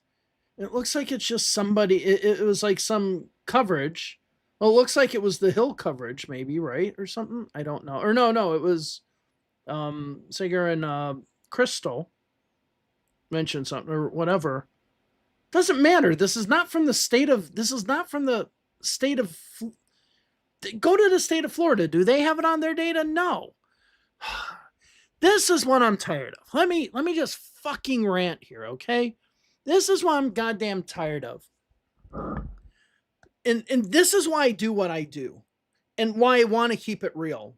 It's like Democrats quit trying to think of some sort of fucking excuse as to why you lost. You just lost. Okay? And the reason why I don't like that is because if you always just think that somebody stole something, you're not preparing yourself to win for the next time. You're just setting yourself up for failure, saying, we're going to lose because it was stolen. Just like the Republicans do, right? We expect that, dog and pony show from the Republicans all the time. But Democrats, and this is where I don't like the other YouTubers who are left leaning, because they are putting on rose tinted glasses for everything. And this is why I do not like the Midas touch. Okay. Because they're like, Trump did the worst thing ever in the world and he's going to suffer for it. And he picked his nose in public or something. Okay. Until the Democrats get their shit together and quit acting like either something was stolen or acting like every little tiny minute goddamn thing that Trump does is going to be the end of his presidency, or if all of a sudden a 45% approval rating means the lowest of all time, you're setting yourself up for failure. Get fucking focused, focus on the shit. Go out there, try to win an election, and quit coming up with goddamn excuses why something's not working or that something's really, really good or really, really bad when it really isn't. Fucking snap into reality. There's my rant. Okay? That's my rant. And it's just, yeah. And it just makes me mad because then the Democrats lose because they're just not focused. Okay? Which is one of the reasons why I feel guilty for making any predictions when it came to the presidential election because I just knew I did not feel good doing that. Because it was me not keeping it real. The real me should have said, and I did make those disclaimers. I always send those videos. We don't know what's going to happen on election day. I'm just making a guess. We don't know what's going to happen on election day. And I listened to Tom goddamn Bonnier. He's like, oh no, we got the super voters and the cannibalization, all whatever bullshit he was coming up with that day. And I even put on my Substack, when Jen O'Malley Dillon was on Meet the Press or whatever, it scared the shit out of me. So yeah, that's my issue with the Democratic Party. And well, not the Democratic Party. That's my issue with the people on the left on YouTube, is especially in Midas Touch. Trump just did the worst thing ever. And here we are. Trump is the president, like destroying shit left and right. Okay, that's enough for that rant. But that's what pisses me off. Yeah, so I see this will hold. And it's just like, yeah, it's like 5,000 likes. And it's like,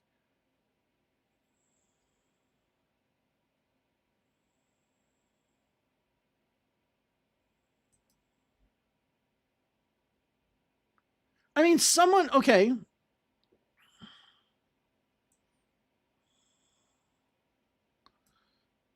So I'll go ahead and put this up here.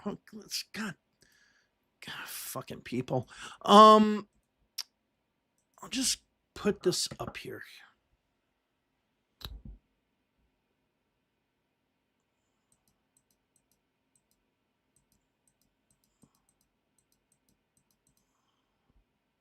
No, I don't play Campaign Trail because I don't think there's enough strategy to it. I like strategy games. I spend all my time, if I'm on computer playing games, playing Hearts of Iron 4. Really. There's no, okay. Burke County doesn't exist. Okay. Okay, so people who are just doing the graphics are fucking idiots. That's all this is telling me.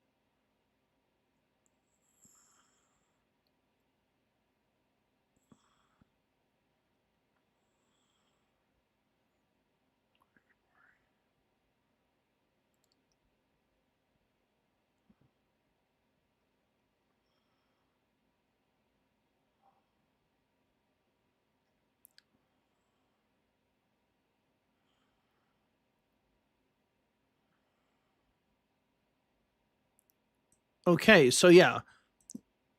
I mean, okay, so this explains maybe why they were just losing votes. What we just saw.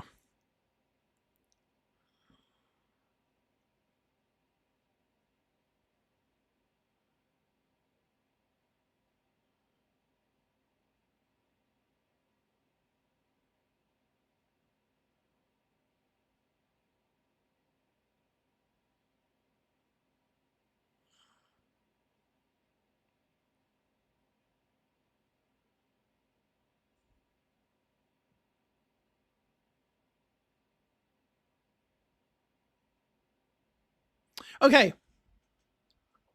Here's the thing. Let me just debunk this whole entire thing. You're talking about what news organizations were reporting, not the official sites. If there were issues with the state. Okay. Let's go back up here. All this. Where's your state reporting? Nothing. And this is the problem. See, this is the goddamn problem I have with this, is that someone's going to read this bullshit article here that is, I mean, I haven't even seen the rest of it. That is just dumb. Someone will read it and it just makes us dumber. I mean, in this, okay, this is why I'm talking about why I want to move to Europe, because it just seems like in American politics, you have to be in this constant state of perpetual being pissed off and trying to prove something, right? That's another thing with the political predictions things that I absolutely hate, is always someone's trying to, say, I want to be right. I want to get all the information and have people like yourselves and I try to figure out what's happening to get us the clearest picture of what's going on.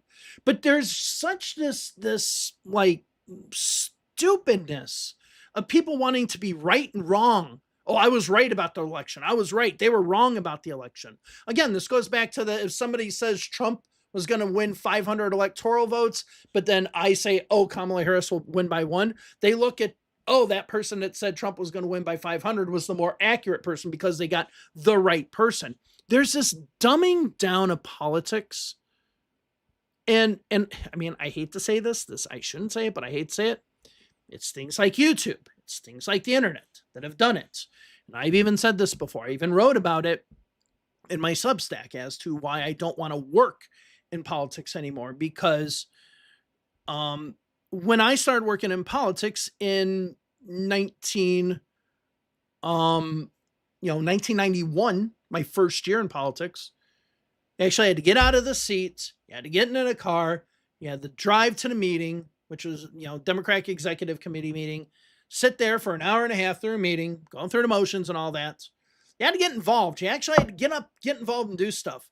Now it's just like, that's where politics is nowadays. It sucks, but that's where it is. And the problem is that I've seen a lot of, okay, so you have the people like Kyle Kulinski and others who I like because I think they are well-meaning. Okay. So there are a lot of people on the left, I believe, are well-meaning. Maybe mislead sometime with the clickbait, but you got to do that sometimes. I hate to say it, but it is.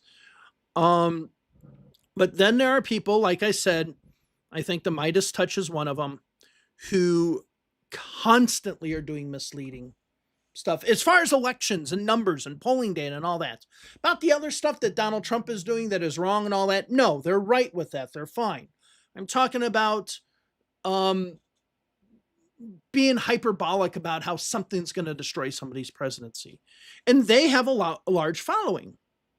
And it's sad. It's sad that this is where politics is going nowadays. But here we are. Yeah, we haven't had any change out of that.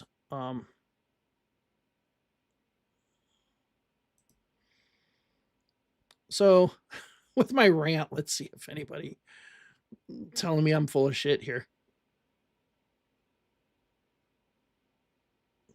Oh yeah, Miami. So you must be watching this stream at the beginning. Miami was announced, what, 2 hours ago, 2.5 hours ago? It's over.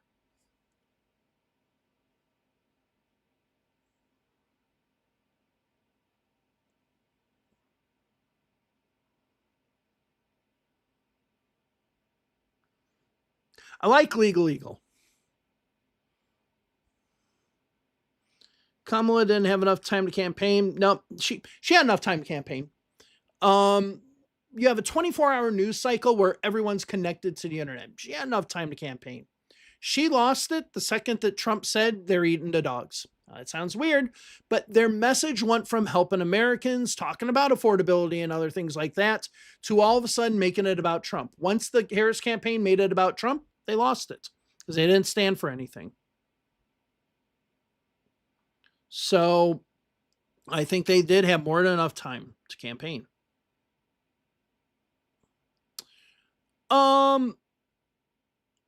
I said watch it be under, okay, so it looks like we got them all in.